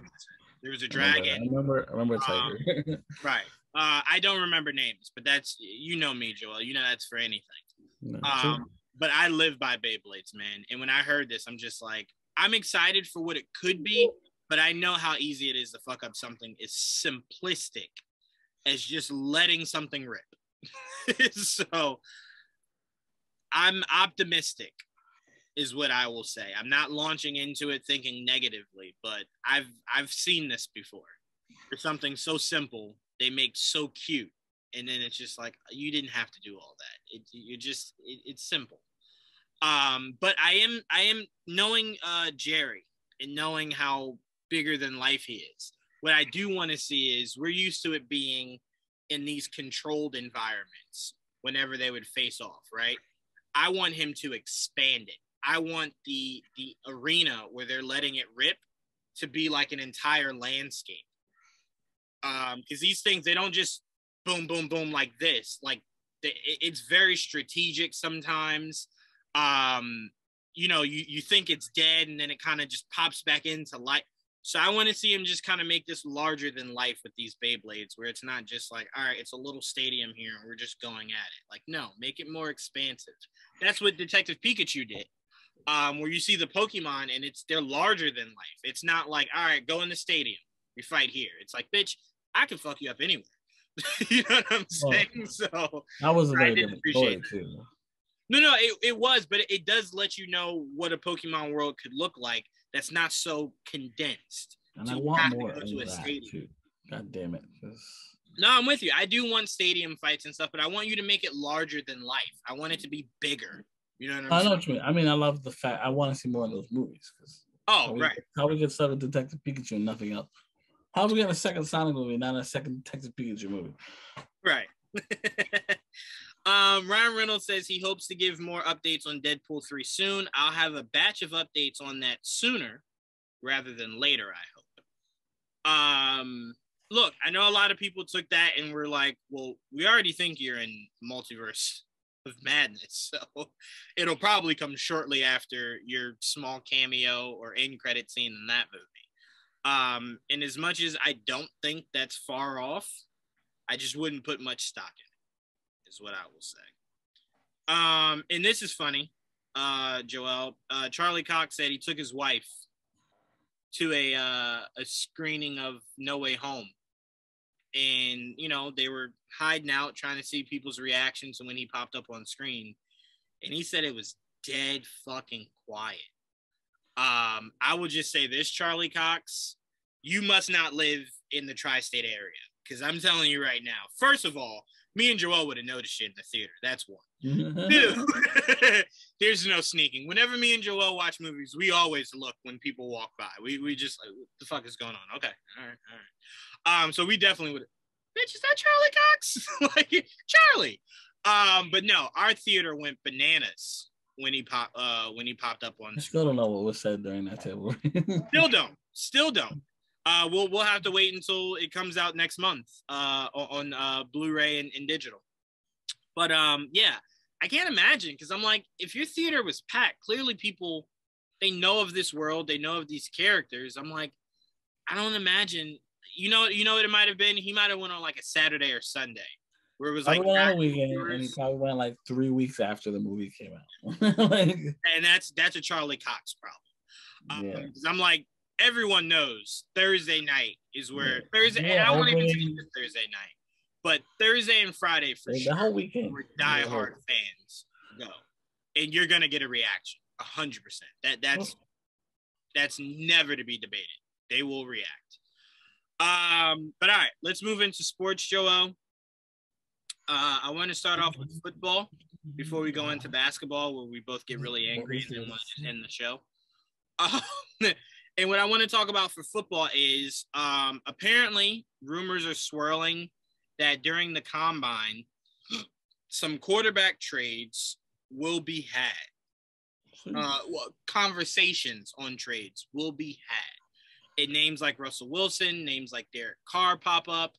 And I just can't help but think the Giants will be right in the thick of those conversations.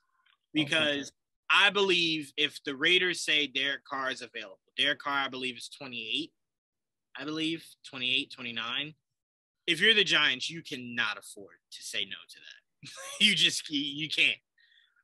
Let alone Russell Wilson. No matter what it costs you. You've seen the last 6 or 7 Super Bowls have been determined by a quarterback. You can't, if there's even a slight thought in your mind that Daniel Jones is not the way to go, you got to pull the trigger. But you are the Giants fan, so I'm going to shut up.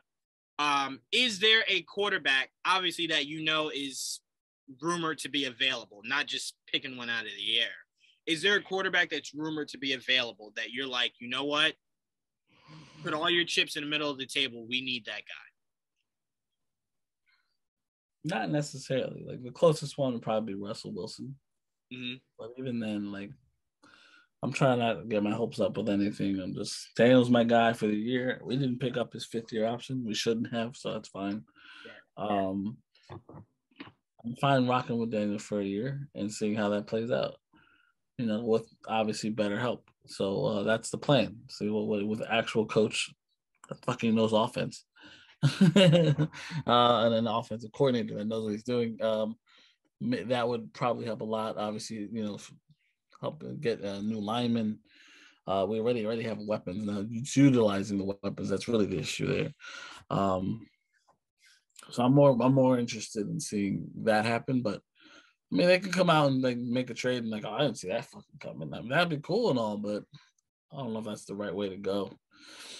Plus, we can't afford it. Like, we're a little capped out at the moment. So, well, that's what I'm saying. You would obviously make moves to make it happen. But to me, the main reason why I want that to happen for you guys, especially Derek Carr, because of his age, the main reason why I want that to happen for you guys is it'll never be a question on whether or not you can make the playoffs, right? It then becomes, what can you do once you make the playoffs? Derek Carr definitely can get you guys 10 wins. 100%. That's not even to be, even with a shaky roster, that man can at least get you 9 to 10 wins for sure, especially in that division, for sure.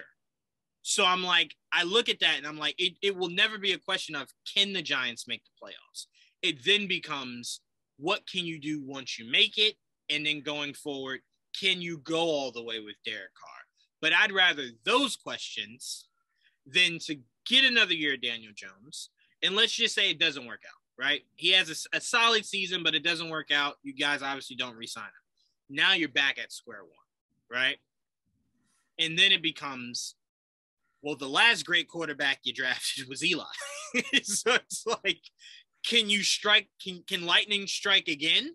And you get another guy that can at least do what Eli did? And I'm like, to look that in the face when you have a possibility, I will say, not an opportunity, but a possibility to go get a guy like Derek Carr, to me, you're not in a position to turn that down if you can make it happen. I get what you're saying. The money's tight. But I'm saying if you can make it happen, that is a quarterback you go out there and get for sure, 100%. If you can.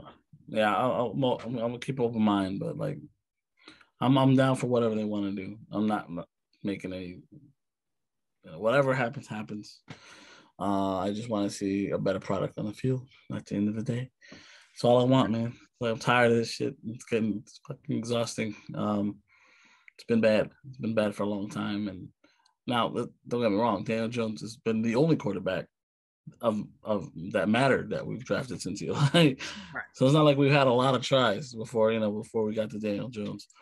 But we'll see. We'll see how it plays out. Yeah, I was telling my dad, I'm like, he's like, why are you so high on Derek Carr? I'm like, bro, Derek Carr plays in the same division as the Chiefs and the fucking Chargers, and he made the playoffs.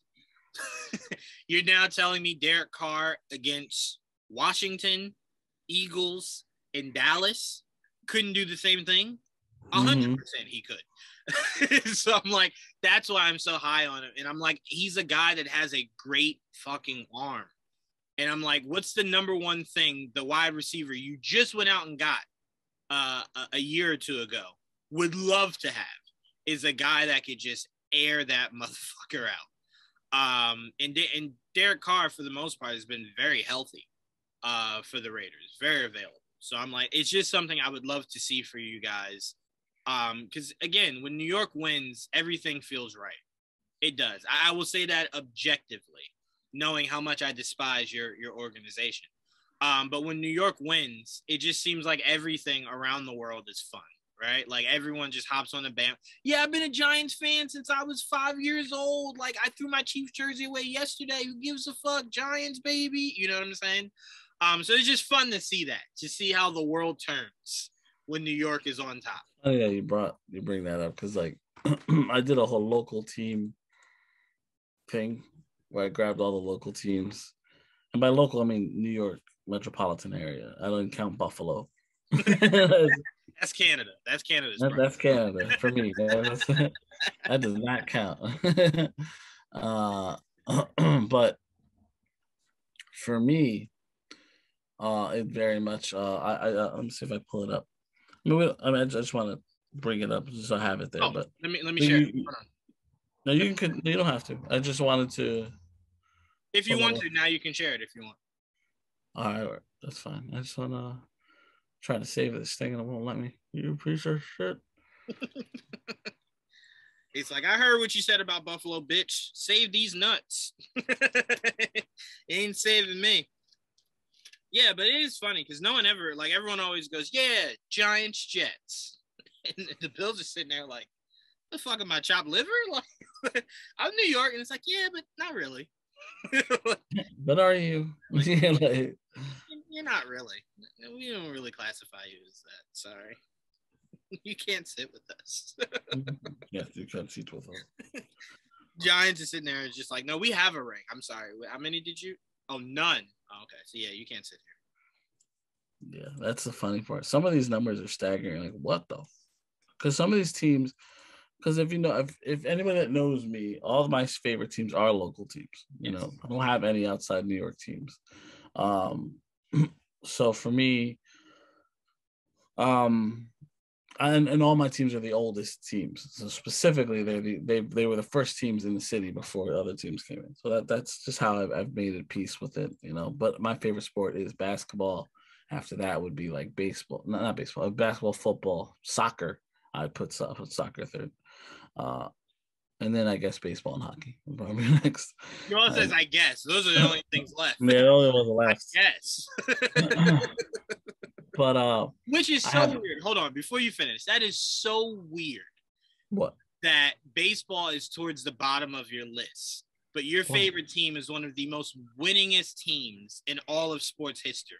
That tells you how much that does. It's not about the winning. It's about the sport.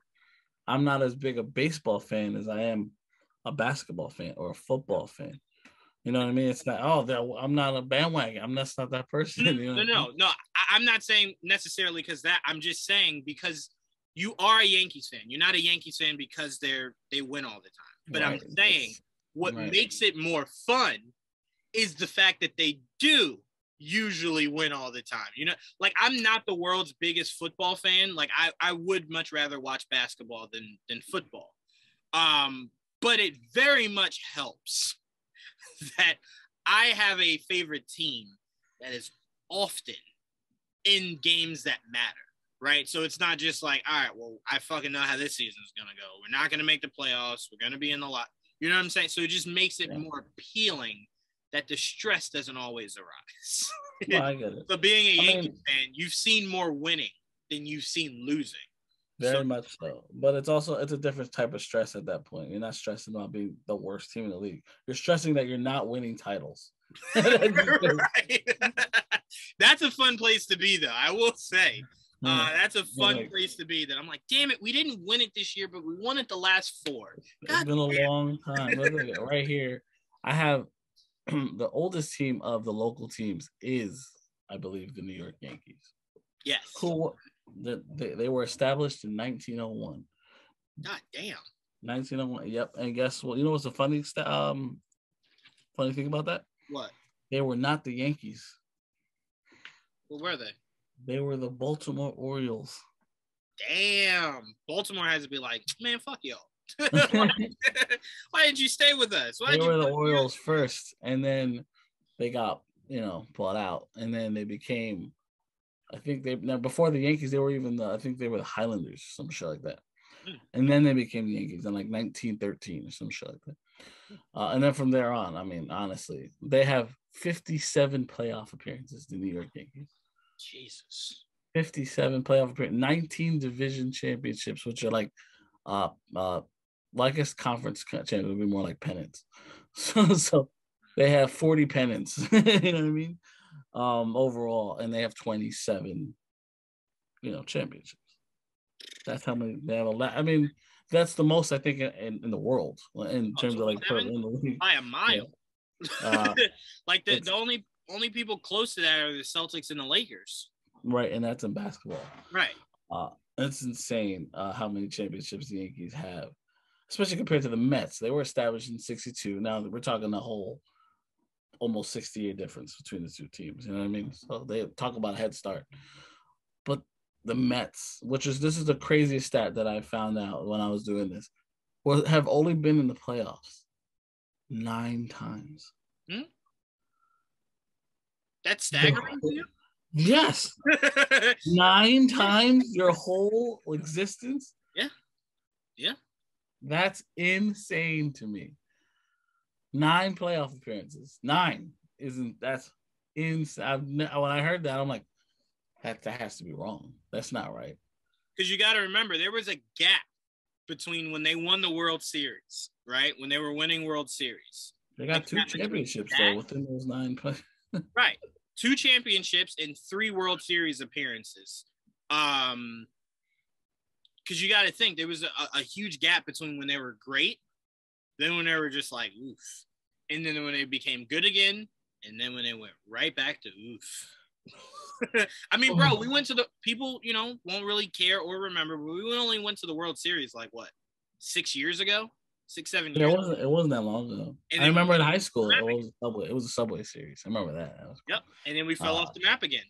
That's what happens. You fall off the map, and then it's just like, well, there you go. But I will say, what helped the Yankees for a lot of those championships were you just had an owner who had the pockets that were deeper than a fucking ocean.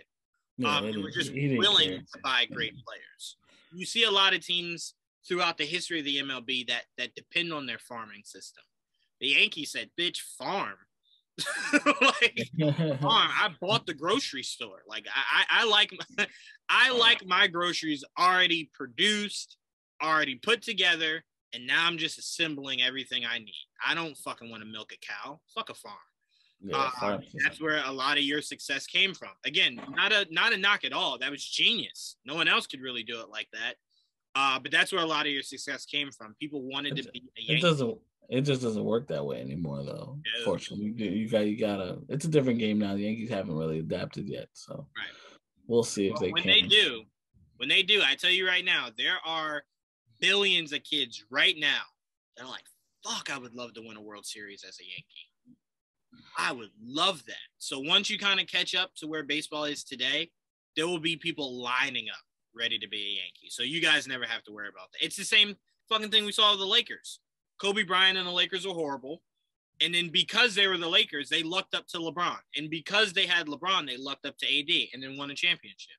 Yeah, it really is like the getting richer type. Right. They'll only be down for so long. Yeah, and it's crazy because those are the only 2 franchises in sports history that can do that. Celtics can't do that. Knicks can't do that. Fuck, Patriots can't even do that. Steelers can't. Giants can't. Yeah. It's the Yankees. Everybody wants to be a Laker. The Lakers are a popular play. The Yankees are a popular play. Right.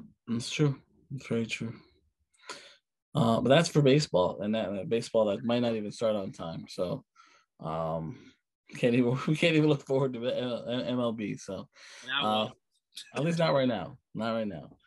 And I do look forward to. I kind of want to watch some games this year. I'm like, Well, I'll give it. I didn't watch a lot last year. I only really watch playoff games. But I'll watch a couple games here and there. I just get some baseball in me. It's just, but it's like I said, it's my fourth. And when it comes to watching, I'd rather watch soccer. That's fair. I mean, like I said, because of playing it, I just view it differently when I watch it. I'd much rather watch baseball, but that's only because I have a long-standing investment to baseball. So like I've been a Mets fan since birth, right? So it's like I at least know every baseball season I'm a Mets fan. That's where I'm going. For soccer, I've never ever picked a team. So it's like I'm just heading in to watch soccer. But if that fucker ends 0-0, I'm feeling as though I've wasted an afternoon. So it is frustrating when it's a 0-0 game, but I'm definitely going to convert you to the Red Bulls if you know what's good for you. That's just how it's going to be. I love how you started as a friend. Like, I'm going to just convert you. I'm going to show you the ropes. No problem. Then you're like, if you know what's best for you, how you a threat? Like, bitch, you are going to watch them. Like, okay. All right. I didn't really argue against it, but okay. All right. Yeah, then that's my team then, I guess. Yeah, Red Bull, bro. Like, let's go. Exciting, man. I tell you what. If you invest more into baseball this year, I will invest more into soccer. I will invest more. I would actually after it starts. I would actually like to do this. I would like for us to do a soccer game, and then for us to do a Subway series. Do that. I've been to baseball. I played. See, you played soccer. I played baseball. Like I played baseball. I've been there. Been in the dirt. It's hard to watch it sometimes. I've hit balls before, I can't. It's hard to watch a whole baseball game for me. And I think I blame that a lot of that on my father. Because God damn, man, it's just the most. I just sit there and like I knew he put on the Met game just to bore me to death. So I just well, you know what? Because so to be more specific for me, with my issue, because I know people are like, you played it, you can't watch it. What are you talking about? What makes it difficult is to see a game that's so close, right? The urge in me is fuck. I could have made that pass. Like I could have. Like it makes me want to play it. And I know I'm nowhere near where I used to be playing soccer, and it's just frustrating because it's like I was good. I just want to play again. You know what I'm saying? For baseball, I've never fucking swung a bat. I remember the last time I did, I didn't even know I was supposed to wear gloves when I was at the batting cages. I came out of that shit like... You don't have to. It's my hands were the size of a glove. No. Listen, people out there, geeks out there that maybe aren't big into sports, don't ever go to the batting cages without a glove. I'm telling you this now. I've batted without gloves. You could do it. It's just... Bro, my hands were like...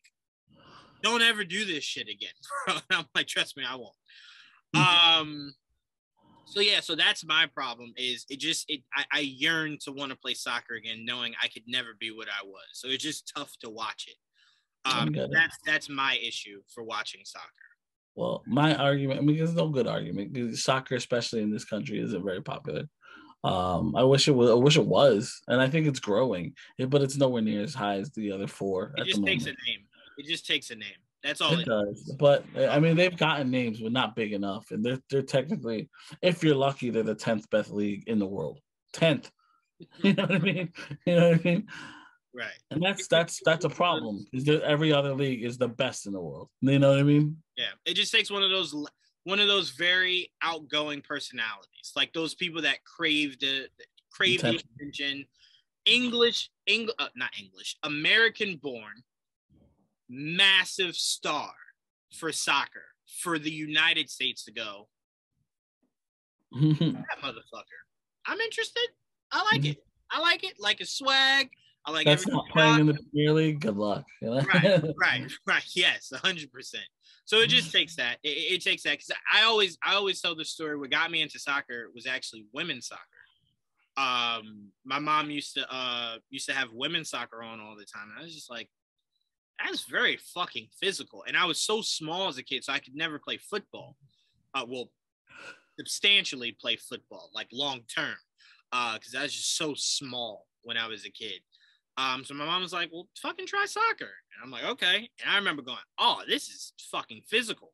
Like, I thought not playing football and going to soccer would be very easy, but man, they kick the shit out of you. They push the hell out of you. It's like, God damn. It can get physical. God, Jesus. And you know, it's crazy. A commercial for soccer just came on Premier League mornings, Manchester Derby, Man City versus United. And it showed me Ronaldo. And I'm like, I fucking love Ronaldo. That's a way to get me into watching more soccer. Give me more Ronaldo. But talent is better in the English Premier League. So, and I have a team in English Premier League. I just don't watch enough of it. So I don't. I would not mind watching some Ronaldo with you. I would not mind that at all. Not on my team, but I'll watch them lose. I will be rooting for Ronaldo. I will make that very clear. That man is the one thing I have kept up with when it comes to soccer. But yeah, football, there's nothing really staggering. I think the most staggering thing football-wise between the Dolphins' undefeated season and anything Pittsburgh and New England has done in their runs as a franchise. Yeah, well, look at here. Locally, the Giants were established in 1925. The Jets in 1960. So there's like there's a gap. There's obviously a gap. You know what I mean? Didn't they win the championship in the 60s? The Jets in the AFL. You know. Oh, okay. Because I'm like they were pre-NFL. They won not too long after that. Okay, I got. Well, here's the thing. Before the merger, they never won a Super Bowl technically. Right. They've won. I mean, not an NFL Super Bowl at least. You know what I mean? They won in the AFL, and then obviously the Giants had 4 championships before the merger. So imagine. So they've had 4 Super Bowls and 4 championships, but you don't count the championships because it wasn't the NFL. You know what I mean? I mean, it was, but it wasn't AFL and NFL merger. You know what I mean? So after the merger is when the Giants won 4 Super Bowls. So they have 4 championships. They've been to the playoffs 32 times, 16 division championships, and 11 conference championships. The Jets have been to the playoffs 14 times, 4 division championships, no conference championships, and obviously no Super Bowls. So wins since the merger. I love how that sounds as a Patriot fan. Yeah, those are yeah. I could get you to say it again, and I would love it. Jets. Jets. Fucking Jets. And all right, let's end it on the give me some Knicks stuff so we can head into the Knicks. The Knicks. All right, you really want to talk about Yes, 100%. Because I have a lot to say about this. So do I. I could talk Knicks. I could do a whole show on the Knicks, honestly. And you know we've definitely done most like shows to start for like most of the shows. The Knicks. Yeah. That got 11 for last. The Knicks were first established in 1946. They're honestly very young. I mean, compared to like the Rebels, 94, so no. But 46 is of the 4 major leagues, they're the youngest. You know what I'm saying? You know what I mean? 1946. They have 37 playoff appearances, 8 division championships, 4 conference championships, and of course 2 NBA championships. So that's the New York Knicks in a nutshell. I don't know how many finals appearances. I actually would like that number. Finals appearances that the Knicks have had? Yeah, I don't know how much they had. I would like to know that. I assume it would have to have been 4, right? They've had more. Well, they played the Spurs in the finals and lost. No, I know. That was one of the 4 I was talking about. They won 2 with Clyde. Mm-hmm. They didn't go anymore after those 2. And then you fast forward. They have to have had more than that. They had to. That was the last finals we've been to, was 2000. I mean, 99. Because I'm like, there was a large gap between Clyde's era and then to the Ewing era where we were like really good again. Yeah, it was a big. 80s were not the best for us, but that's how we got Ewing. That's what I'm saying. Right. So I'm like, well, it might be. I have to say, and again, this is just me guessing. This isn't me stating anything. It can't be more than 6. I'm not saying it is. I don't know. I could try to find out. I know I looked up. Motherfucker. Because I'm thinking Clyde won 2, and they didn't go to any more than just that. I don't think the Knicks went to any before that. Because if they did, no one ever talks about that shit. They got no one ever talks about it. If they 1, 2, 3, 4, 5, 6, 7, 8. They have 8 finals appearances. What are the other 3? They went to the finals in 1951, 1952, 1953, 3 in a row. They went to the final. They won the next 2, 1970. Oh no, they lost in 1970. No. They won 72 and 70 and lost 73. Whatever. They went to the finals 3 times. Right. In the 70s. They won 2 out of those 3. That's so weird because no one, when they ever talk to history, like we watch Clyde and Mike Breen all the time. They never talk about those 50 teams. They really do. It's very, very long time ago. No. But still, it's Knicks' legacy. Like we went. Like I don't even know who those players were that went there. They don't even talk about those guys. So I'm like, it's never talked about really. Yeah, that's why it couldn't be more than 6. They talk about the players. They just rarely mention that they went to the finals. You know, know one of them because I don't even know any of them that played on. Carl Braun was one of them. I think it was one of them. Oh, okay. I could check. That's the best part. I could check out who was on whose roster here and there. I didn't even know that we went to the championships those years. That's what I'm saying. That's why I thought 6. I'm like, it couldn't be any more than 6. 6 makes most sense to me, but what did I say? 50, 51, 50, no, 50.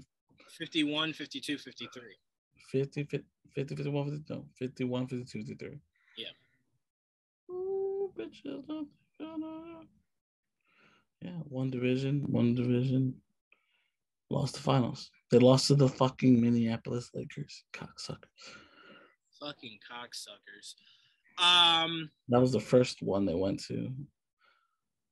Let me see who's on the roster, and I can give you an idea of. Does it say?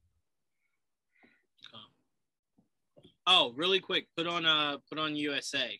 It's Priest versus Balor for the US title. Ooh, I love me some Priest and Balor. They don't give you the roster. The bullshit. Oh wait, they got player statistics. No players, but I'll give you their numbers. No, they won't tell me. God damn it, I won't know.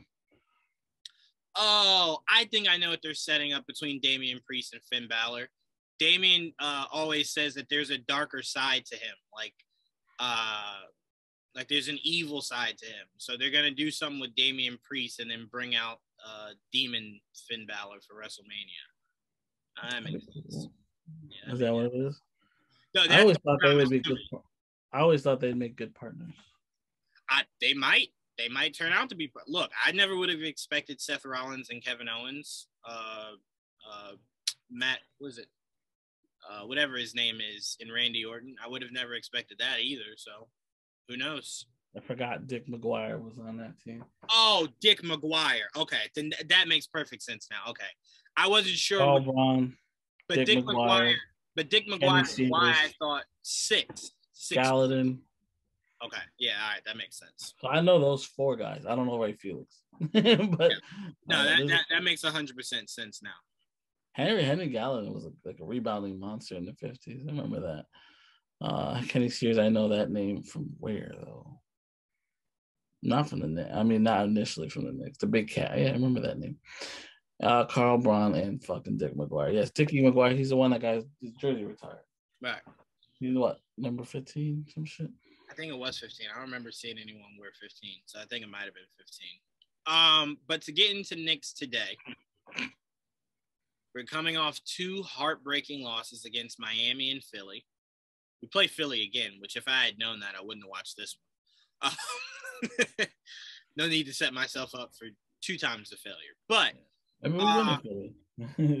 I will say this. Me and Joel have started a petition. Not really, but we have mentally. For the rest of this season, stop showing games anywhere but MSG. And we say that because the rest of the world views the Knicks as being so bad.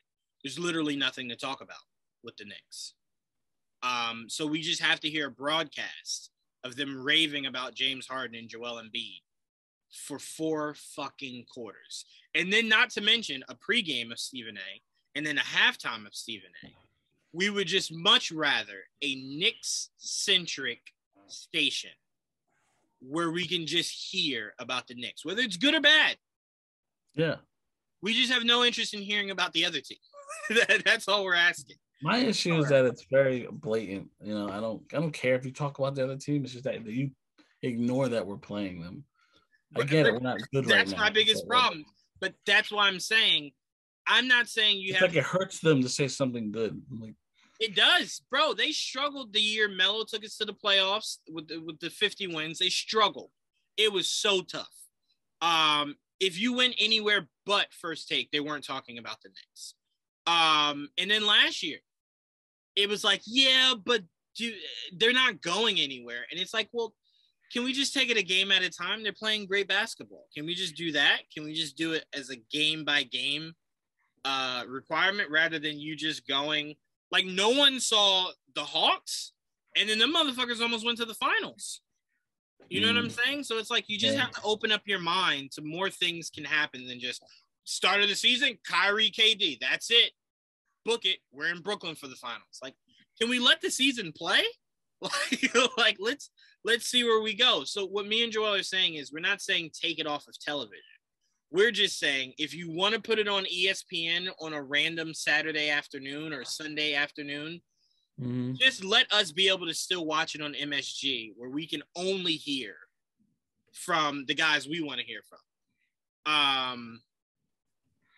So that's all we're saying. You could put it on ESPN all you want. Just please put it on MSG also so we can hear from Mike Breen and Clyde and Wally and those guys. That's it. That's all we're asking. Yeah, simulcast. That's all. That's it. But I do want to say prayers up to Quentin Grimes. Hope we can see you sooner rather than later. He said it wasn't that bad, so I appreciate that. I wanted to ask you this. Obviously, me and you are very proud of everything RJ Barrett has been doing. To come off of an injury like that and almost give a 50-piece McNugget, that's no easy thing. That's no easy thing. But what I wanted to talk to you about was obviously there's been murmurs that they are going to pick up Mitchell Robinson. They are going to pick up his contract. He's going to be a Knick. But I want to ask you, Taj Gibson and Nerlens were both healthy scratches for the last 2 games, right? Coming out of the All-Star break. Obviously, they said Nerlens isn't 100%, but he was available. Do you kind of feel like the organization is wanting to see more of Sims in case Mitchell's number's too high? Not necessarily. I think they want to see Sims because they want to see youth more than anything. But no, I don't think it has anything to do with that. Obviously, there's a good prospect there. We've seen enough, I think, of Sims to say, hey, we have a nice young big we can develop if we really want. And honestly, as long as no one's fucking Noel to stay healthy, we have someone that can play center for us if it doesn't work out. But yeah, I wouldn't go that far. But I do want to see more of Sims. I think that's exactly what we should be doing. I want to see McBride. I don't know why we're not seeing McBride. Because Alec Burks makes too much fucking money. That's why. It's not money. It's stubbornness. Putting him anywhere else. Yeah, and he could play off the bench right now. With him, we have enough injuries that everyone can play. He only played 9 minutes. He didn't play full 10. That's a good point. The reason why I asked the Sims question is because the defense Sims play, and I know people are going to look at it for face value, but the defense Sims played on Embiid was very good.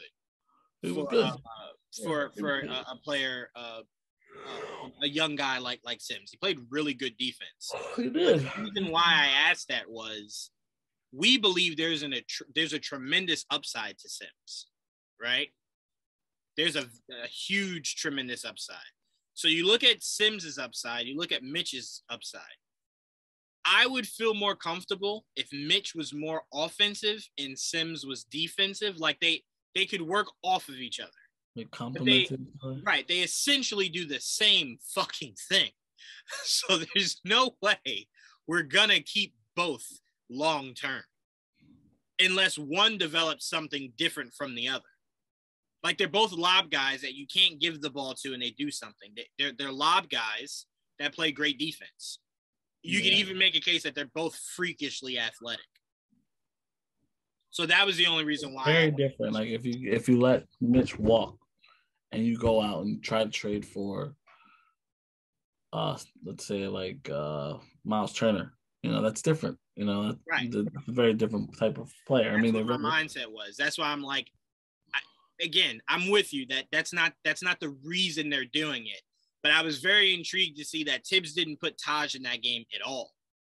And I'm like, I believe Sims playing as much as he did was an organization thing, not a Tibbs thing. So I kind of felt as though they were like, well, if we did want to make a move for a big that could do more things, can we trust Sims enough to be a backup for a guy like you just said his name from the Pacers, Turner. Can we trust him to be the future big for us going forward? And I think I'm sold enough to go, I trust him. He's making rookie mistakes where it's just like, you just don't jump all the time. You're tall as fuck. Just put your hands up. You don't have, because once you jump, these bigs can shoot today. They're just going to lean into you and get the foul. So again, those are mistakes Mitch made in the beginning and he fixed. He doesn't make as much now. So that was the reason why I asked that. But I just want to highlight RJ Barrett, Joel. Highlight some of the things you've been seeing from RJ Barrett as he's been emerging as the face of the Knicks. Well, you think you said it. I mean, he's emerging. That's the best part, seeing that he's aggressive. He's playing with confidence. He's getting buckets. Even when he's missing, it's like I'm not worried. You know what I mean? Like, okay, go try it again. Do it again.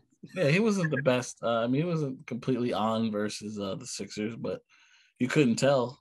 You know what I mean? Aggressive. That was why he was super aggressive. Yeah, he was out the line. That's the only issue for him right now is like he gotta be more consistent on his free throws. Like, you make your free throws. Now that was more of a Julius thing the last game than the RJ thing, but still, like, RJ killed us in that Miami game. That's for sure. Oh, fucking Lord, bro. He would have had 50 plus if he fucking make more. Just make more of your free throws. God damn it.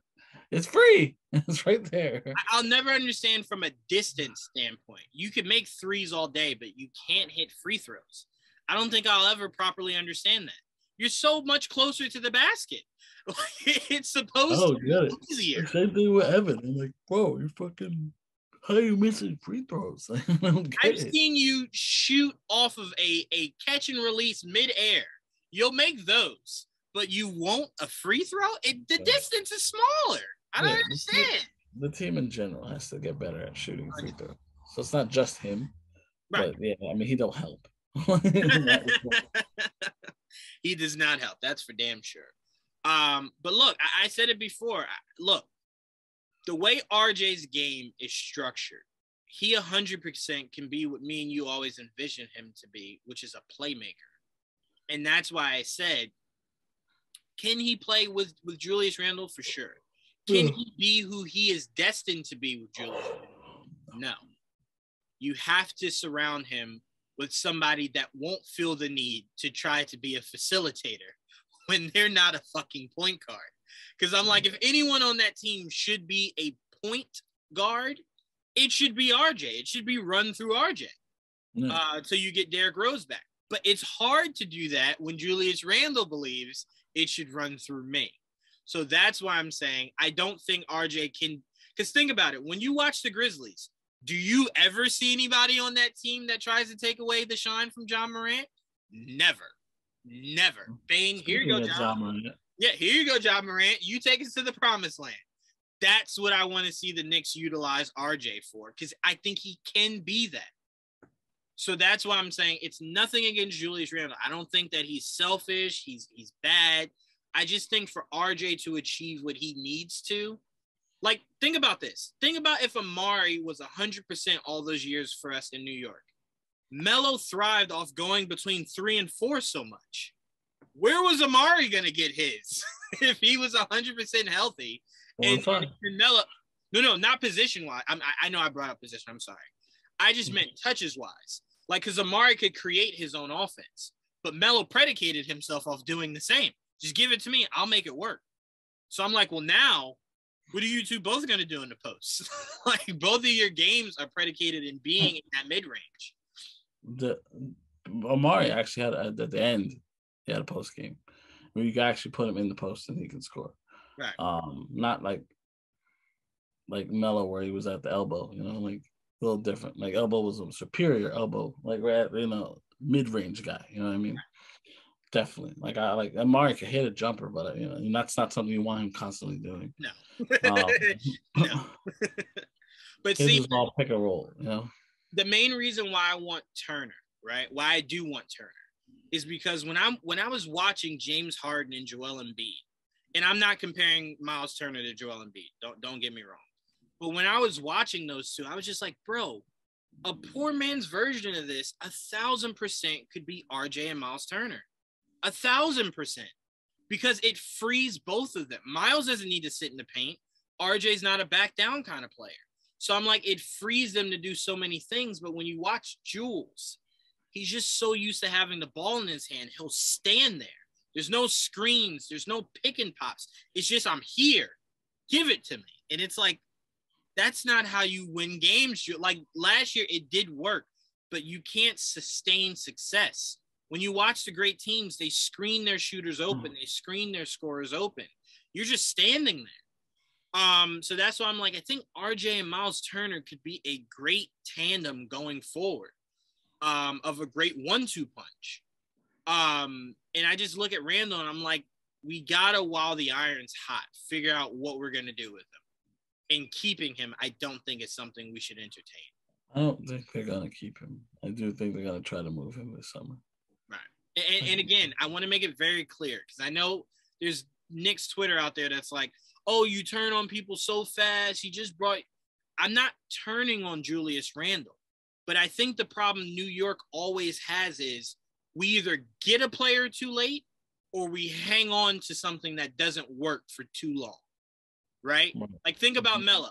Think about if we had decided on Melo's future well before we actually let him go. By the time we let him go, we weren't going to get anything for Carmelo Anthony. He clearly wasn't the same player he used to be. But if you had didn't get anything. Right. But if you had made that decision closer to when he had that breakout year, a few years after that, where it clearly looked like we were either in a rebuild or we just weren't good, that's when you start selling off your best assets and you could have gotten the most out of that. You know what I mean? Even here's the thing. Even Julius, as good as he was last year, I mean, there were parts of me that was like, I'm not sure he's long term. He's for right now. You know what I mean?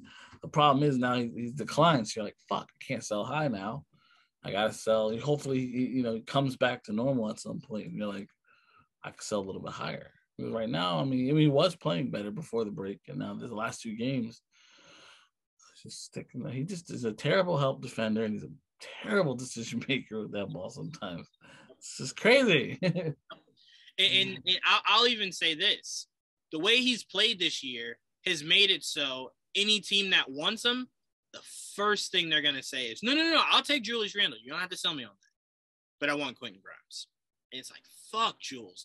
If you played even remotely close to the way you did last year, it's way more sexy to sell Julius and just another piece that isn't like gutting us. Like, we want Grimes long term, right? But the way Julius is playing this year, to get rid of him, to get something significant, Grimes has to be part of that. Julius last year, you could make a case, bro, look at this fucking all-star. I'm giving you an all-star.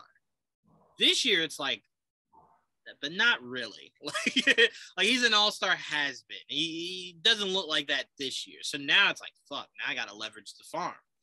Right. But yeah, man, look. I would love a lineup, realistically, Joel, of Quickly, Grimes, RJ, Toppin, and Miles Turner. If not Miles Turner, then Mitchell Robinson. That's what I want my starting 5 to be. And that's why I said I'm not saying fire Tibbs because he's a bad coach. But if you're going younger, an older guy like that, it's not good. I want one of those young hotshot college coaches to lead this young team for a more fast-paced, a more schemed offense, better help defense. That's the lineup I would love to run out. Quickly, Grimes, RJ, Toppin, Mitchell Robinson, if not Turner, with my sixth man being what's his name we just got from the Hawks? Cam Reddish. I would want him to be my sixth man. That's who I'd want to be my sixth man. Because everyone was saying it on Twitter Sunday. Bro, Cam and RJ look so fucking good together, but you just don't get enough of it. You don't get enough of it. You won't play. Right. So I'm like, bro, seeing Cam come off the bench with RJ playing, some minutes with him, I'd fucking love that. I'd really, really, really love that. And I think Cam could thrive being the big guy coming off the bench. But what are some of the things you're looking forward to in our last stretch? Oh, Finn Balor won. Shit. So I think what I sold you is exactly what we're getting at WrestleMania. We will get the Demon versus whatever the alternate Damian Priest will be. But like, so obviously me and you can both agree anything's possible, but realistically the Knicks probably won't make the playoffs. So what are you looking for out of the Knicks heading forward? Like, are you looking to just see what lineups work together, what players? I want to see the young guys play, because like if we're gonna lose, I want to lose with guys developing players and the guys that they're proven losers at the moment. Let's just get people that sit Alec down, or stop playing him at point guard so he doesn't look like as the worst player in the league anymore. It's not his fault. He looks fine in the beginning of the year. Why? Because he wasn't playing point guard. Right. Stop doing that. Right. Stop doing that. He was great as a sixth man, and now you got him playing like too many minutes, bro. Like, what did he have yesterday? 6 points and no assists. That's not a point guard. Nope. Like, that's ridiculous, bro. That's why we look like headless chicken at the end of the fourth quarter every fucking game. No organization, constant turnovers. There's no go-to ball handler. It's just terrible. Because the biggest problem is you then have Julius making your decisions. Right. And if that's your primary decision maker, you're going to lose more games than you win. It's as simple as that. Yeah, easily. Because he's just going to give it over. He's just going to give it up. And that's what he does. Right. You guys wanted this, right? You're just going to give it to us? Yeah, I'm going to just give it to you. Here you go. God damn, Jules. But I'm with you. I just want to see players. And you know what? Last thing I want to say before we wrap this up, I want to give not a shout out, but I want to make an announcement. Jalen Rose, you are an NBA commentator. With that comes a responsibility of knowing what the fuck you're talking about. Or just facts. To say that the Knicks should have lost more games the year we drafted RJ, we did, Jalen Rose. We did. It's why everyone on planet Earth was like, Zion to the Knicks. They finally got their next Ewing. You know what I'm saying? Everyone thought that. And then when that ball landed on 3, it was just like, what the why? Why? Like, so fun. I remember why are we hated so much? I remember that night. So I punched the wall. I was like, what the fuck, bro? I was so mad. I was like, we were the worst team in the league. How did we fall to 3, bro? I like, what the fuck? Because I'm like, bro, and look, me and Joe want to make this very clear. We love RJ. We don't wish we had anybody else. We love RJ. I love RJ. But just thinking of what the Knicks would look like with Ja Morant, even if we got number 2, I would have felt better. I would have at least felt a little better. To give the Pelicans, who just had Anthony Davis, and I'm not saying given like they rigged it, but for the basketball gods to reward a franchise that couldn't keep their own last lottery pick and to reward them with Zion. Now, albeit the basketball gods are like, well, look, we gave him to you. We didn't say we give you the power to keep him. So if you can't get him to stop eating, that's your problem. Yeah. Can you keep him? I don't know. Now, look, Zion, look. I'll say this. I love Obi Toppin to death. But you go ahead and eat your way out of New Orleans and come on to New York. Go ahead, Zion. Do it. We saw James Harden do it. It worked out well for Philly. It worked out well for Philly. Why can't it work out for the Knicks? No, but all jokes aside, that Jalen Rose, just know what you're talking about. You and Stephen A. Smith get on there and Michael Wilbon, and you just love the shit on the Knicks so much. You get so giddy. It's so giddy that you forget logic in actual facts when you start talking basketball. So just, we need more Monica McNutt on some of these panels because she's a true Knicks fan and she can actually speak facts and objectively. Rather than that's the problem. Like, how can you call yourself a Knicks fan and let them talk that much shit? Like, it's like, no, Joel. How can you be a Knicks fan and talk that much shit? You can't even find one positive thing to say on the panel. Yeah, for real. That's my. They like live off of his misery, and it's like, bro, you're such a drama queen, bro. There's like it is what it is right now. You gotta just look at the positive sometimes, and it's just like, nope. No, he goes right to the negative, right to the fucking negative. Nope. There's no problem. Anyway, me and Joel don't need to stress ourselves more. We got Batman the day before another Knicks game, so hopefully that helps kind of. Did you hear the rumor though? What rumor? Hold on, let me see if I find it. Hear me now. Was that the rumor? Hear me now. Hear me now. Oh, that's a crazy rumor. That shit comes true. That's wild. Watch out. Fuck. Stop saying that. Oh my god.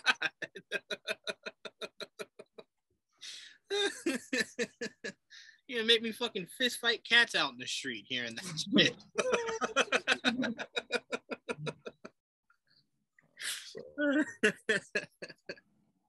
What I was looking for. Oh yeah. That's right. I literally had like a oh shit. What? I'm not sure if that's a score or not. Look at the score of the Batman got from GameStop, because that's what matters. The score, like just their score, or it has to be from GameStop? No, their rating of GameStop. GameStop's rating? Yeah. Let's see. GameStop. No, where the hell is it? I just saw it. There it is. Damn it. Come back to me. Yeah, I typed it in and it's showing me Batman shit that they sell. Maybe GameSpot then. I get confused between the two. No problem. No problem. I just wanted to make sure I wasn't in the wrong spot. No problem. Let's see. All right. I found it. Spot. You found it? Just send it to me. No, I found what I was looking for. Oh, nope, not GameSpot. GameSpot. Mm-hmm. My algorithm gotta be like, what the fuck kind of shit is he looking for?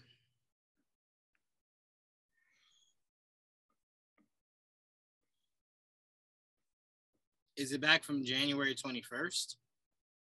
It's recent. So I just saw it on Facebook. Oh, yeah, then it's not popping up for me anywhere. Try to look on the website. Check on that Facebook then. Okay. Ooh, that Master Chief photo poster looks sexy as fuck. Babies. Damn, you look good. Damn, you look good, Master Chief. Little sexy bitch. GameSpot. All right. Let's see what you got for me, GameSpot. Oh, shit. No, I don't want to message them. The fuck? Okay.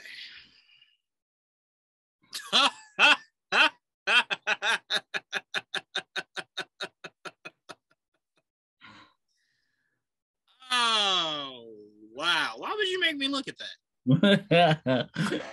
I caught me off. I'm like, who? What? Like, now I gotta tell them they can go suck a dick. Fuck them. A 6? A fucking 6? Right? You're like, what? What? Come on, bro. Yeah, someone's a hater. Someone's hating hard. Come on. Did he steal your girl? Yeah. Right, I don't know what that's about, but yeah. Right, so here's the rumor. From Bill Simmons. You know Bill Simmons. You know Bill Simmons very well. Apparently he had some intel.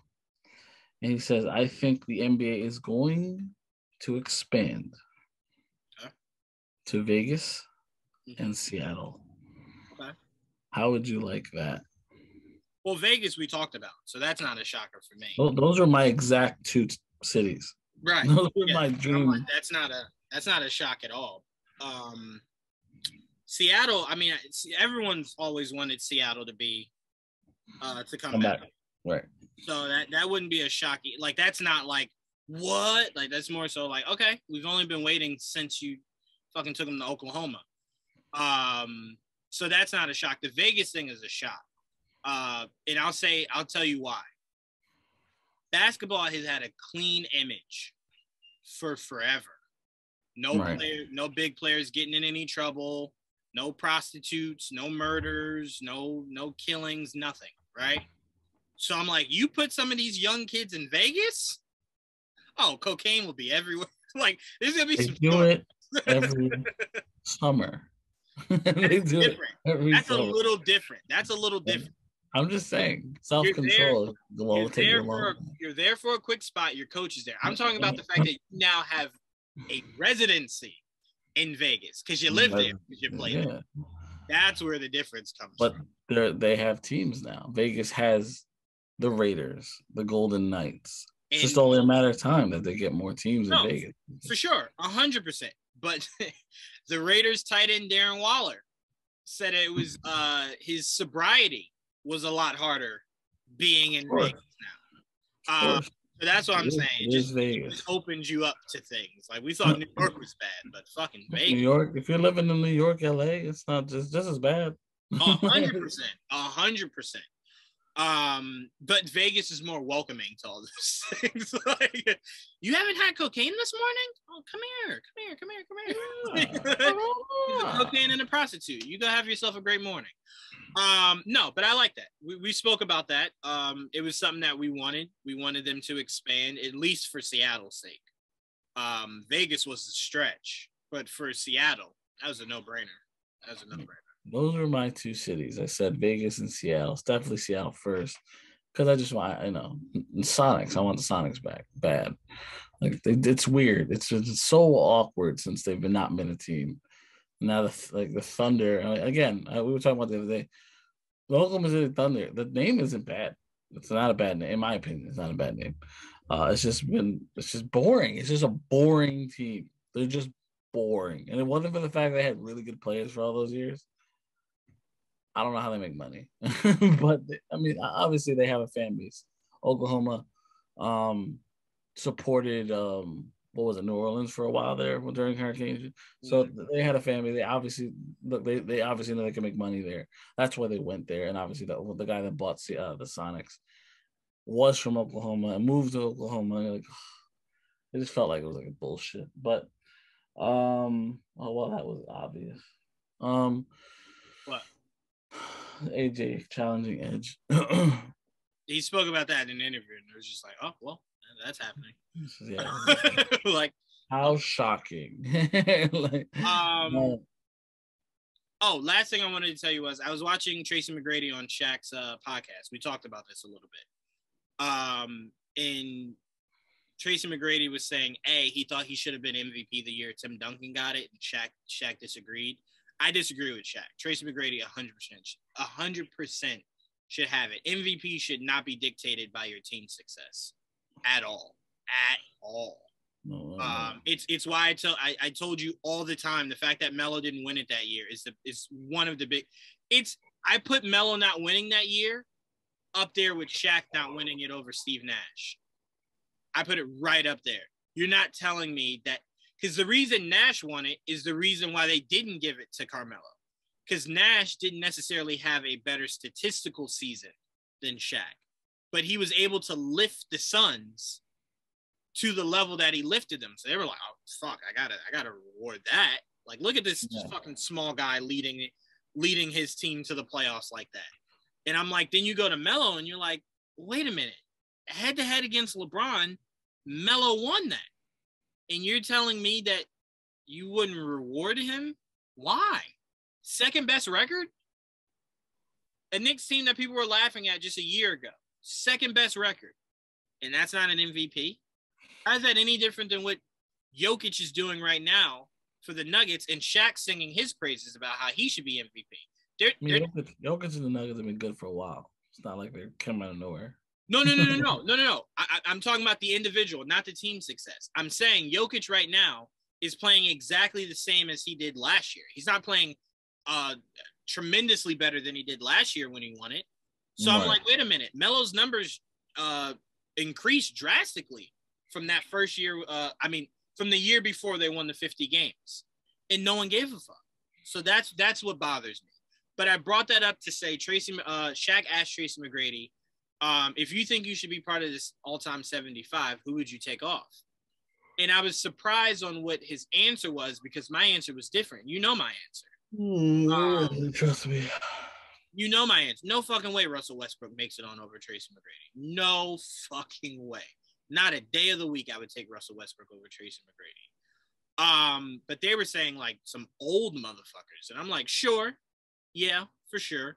But you're telling me Russell Westbrook right now, deserves to be on that list over fucking Tracy McGrady?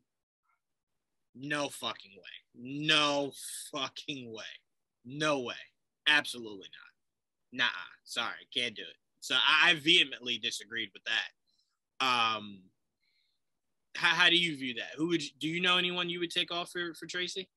I always forget. It's always got me. It's probably an old head I'd definitely take off. Okay, you know what? Probably a Celtic. I don't need that many fucking Celtics in there. Let me not ask you that. Is there any new players of today's time that made that list? I was definitely questioning AD being on that list already. And I love AD. It's just like, already? Like, I don't know about that. Has he had a defensive player of the year? I don't know. Because I'm like, I definitely feel as though they validated that with him winning the championship and him being a large reason. I don't know how he got in over Dwight Howard. It's like, I won't disagree with that.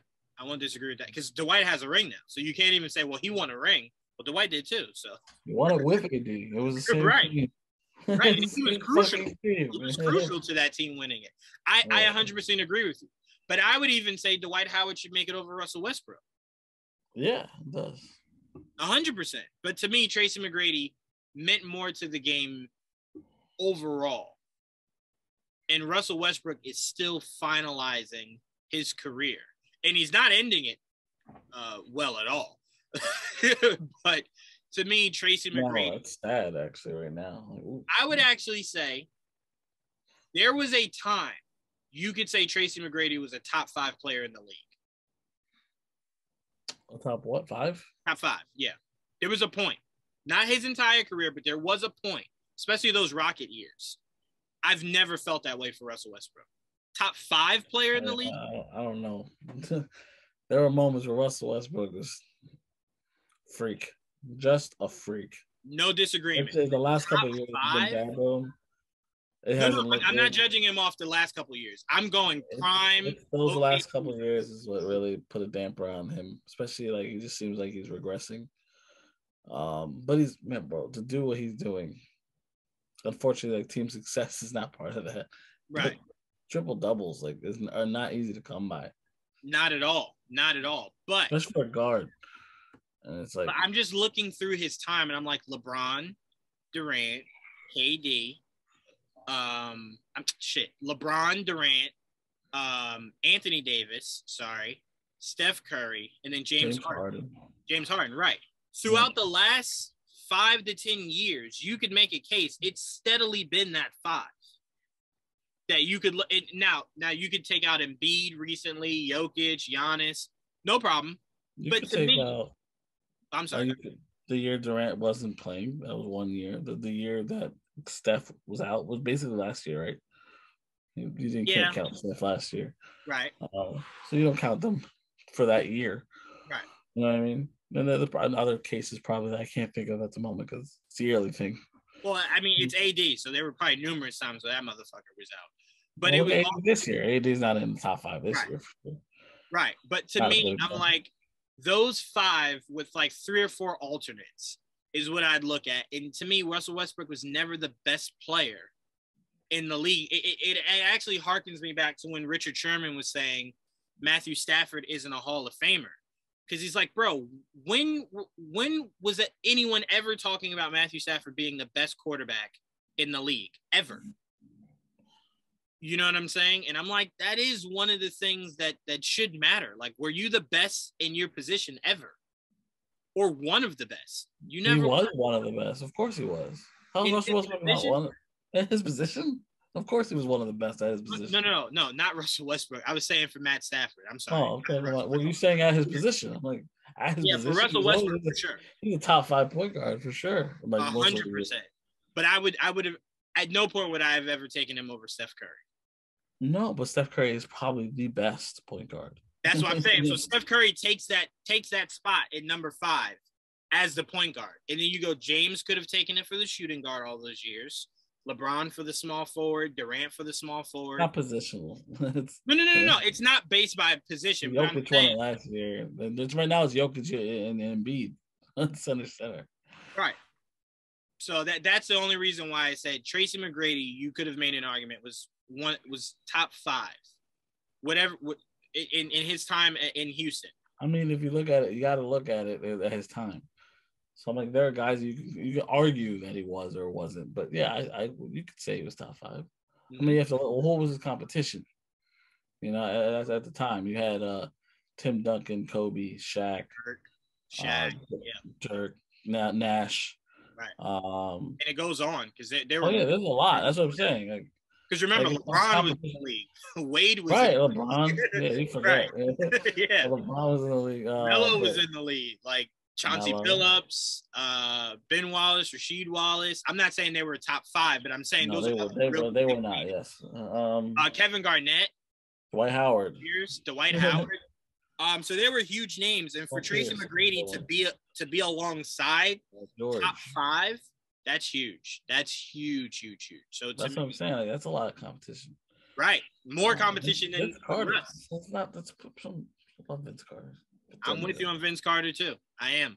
But look, how you feel about AD? I feel as though if people think AD makes it on the list, how the fuck do you keep Klay Thompson off? Yeah, I don't know. We gotta look at the list. It's a big list. People are gonna get fucking left off. You know what I mean? Right. That's my only, because I'm with you. AD. But I'm like, if you put AD on there, how the fuck do you look at Klay Thompson and go? There's a lot of guys, like, I don't know how you, I don't know if you should get on if you're still playing. I don't know. That's maybe a rule of mine. If you're still playing, maybe you should get on the list. That's fair, but then what makes unless you're like tail end, like LeBron is like near his end. Oh, okay. I was just about to say, that's what makes it tricky, because then how do you tell LeBron, like, hey, you gotta wait? Like, bitch. He's almost done. You know what I mean? That's different, you know? Right. But like, if you're like a record breaker, like Steph Curry, if you're like breaking record, like that's different. He was the first ever unanimous MVP. No way you tell a guy he has to wait till retirement. Bitch, I did something no one's ever done. Unanimous MVP? Yeah. Put me on the list. Like, the hell? All right, no, I just wanted, because I know you are probably the biggest Tracy McGrady fan I know. Adequate. No, I'm just saying that I know. I'm not saying in the world, just that I know. So I just wanted to discuss that. But yeah, that's pretty much all me and Joel got for you guys, man. Trying to think. Yeah, that's pretty much it. We see Batman tomorrow. We'll do our non-spoiler review Wednesday night. Yeah. So you guys can stay tuned for that. It'll be me, Joel, Dom, Trayvon, and AJ. That boys are back in town. The Batman boys is back. Can't wait. we will be watching Red Bull games together more often, right? That's what you told me. That's how I heard it. Baseball games, 100%. That's exactly what you did. That's your baseball game. Like if there's baseball, we'll find a game. That's fine. I'll watch a Yankee game with you. Like I'm diehard Mets, but if the only way to get you to watch baseball is for you to watch your Yankees, I'll do it. No problem. If I have to watch baseball, I'd rather watch a team that I enjoy. No problem. Then we'll do it. So that's the agreement. You guys heard it here. We want to thank you guys for tuning into an all-new episode of Much to Do About Nothing. I want to thank Joel as always. And look, guys, we are hyped to see the Batman tomorrow. I can't stress that enough. It's inching closer. It is inching closer. So stay tuned for that. Until next time, guys. Peace.